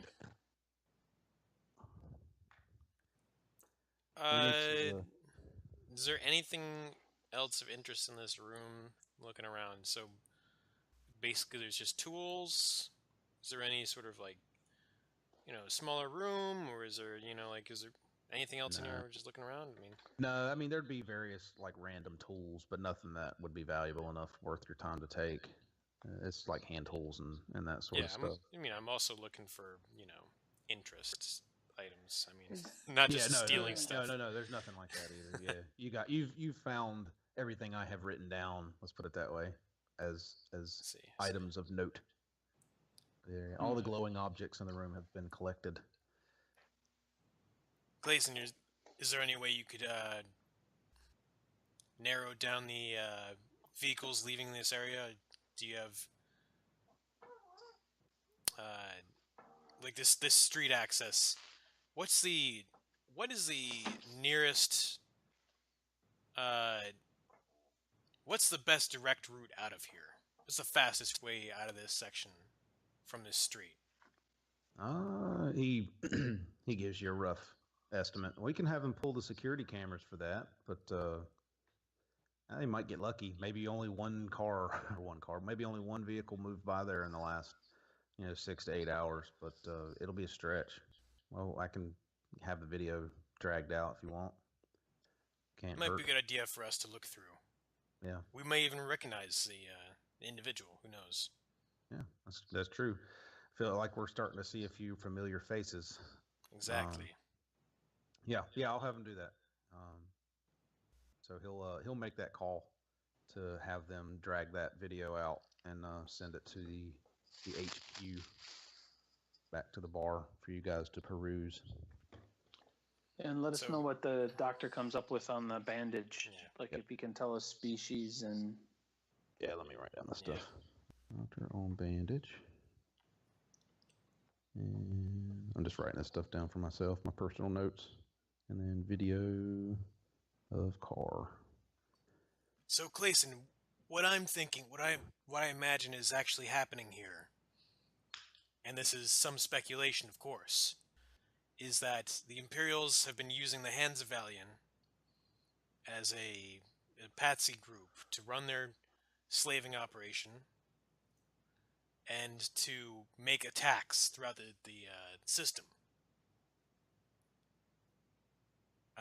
At some point, the Imperials have to... The key here is finding the connection between the Imperials and the Hands of Valian. We have connections to some extent, between the Imperials and the slaving operation. Tying the slaving operation to the Hands of Valian is very useful for us, and I think that we can make a fairly good case based on perhaps this individual. We might be able to... I'm just pointing to the dead guy. You might be able to tie him to some slaving activities if we investigate Starlight. But I think that whatever individual escaped here, there's a good chance that he is more directly tied to the Imperials. Possibly even an Imperial agent, considering that he could afford a personal shield generator. Yeah, that's a good point. But, it looks like what you've got information-wise is we know the Imperials are working with the slave trade. We don't have any direct tie of that at the moment, but we know it. Correct. We also know, because we have a direct tie between the Hands of Valian and the slave trade. We know we have that connection because y'all just made that. Correct. The trick is we don't have a connection. If we had a connection for the Imperials to the slave trade, then we'd have a connection for all three.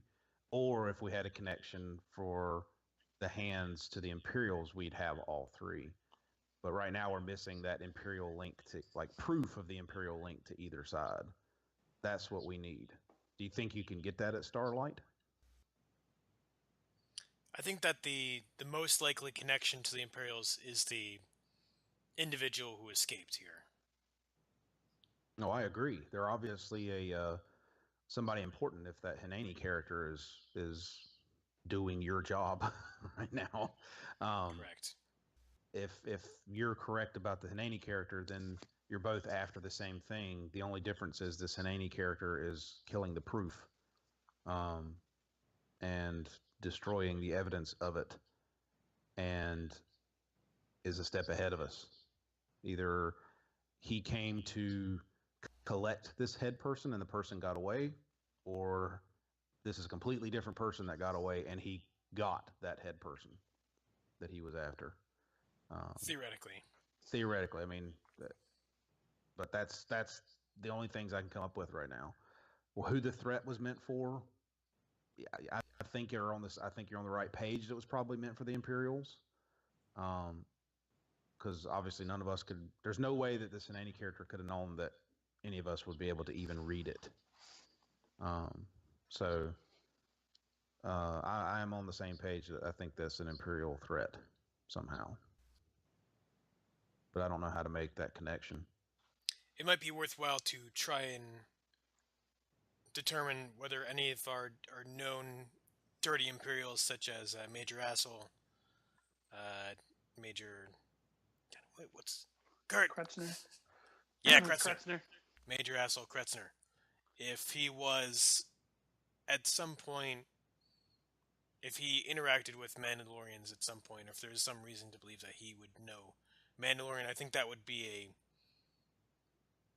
interesting clue that might point to his involvement here. I do think that he's involved at some level here, but it's hard to say exactly where he ties in right now.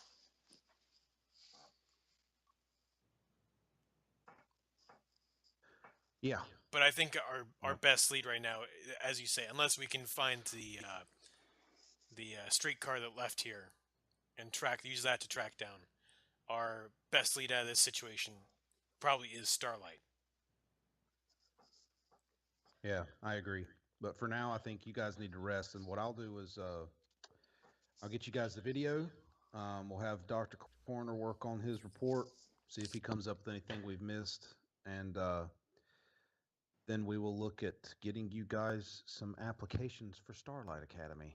If you enjoyed this video, please like and subscribe to help us continue improving and expanding our channel's content.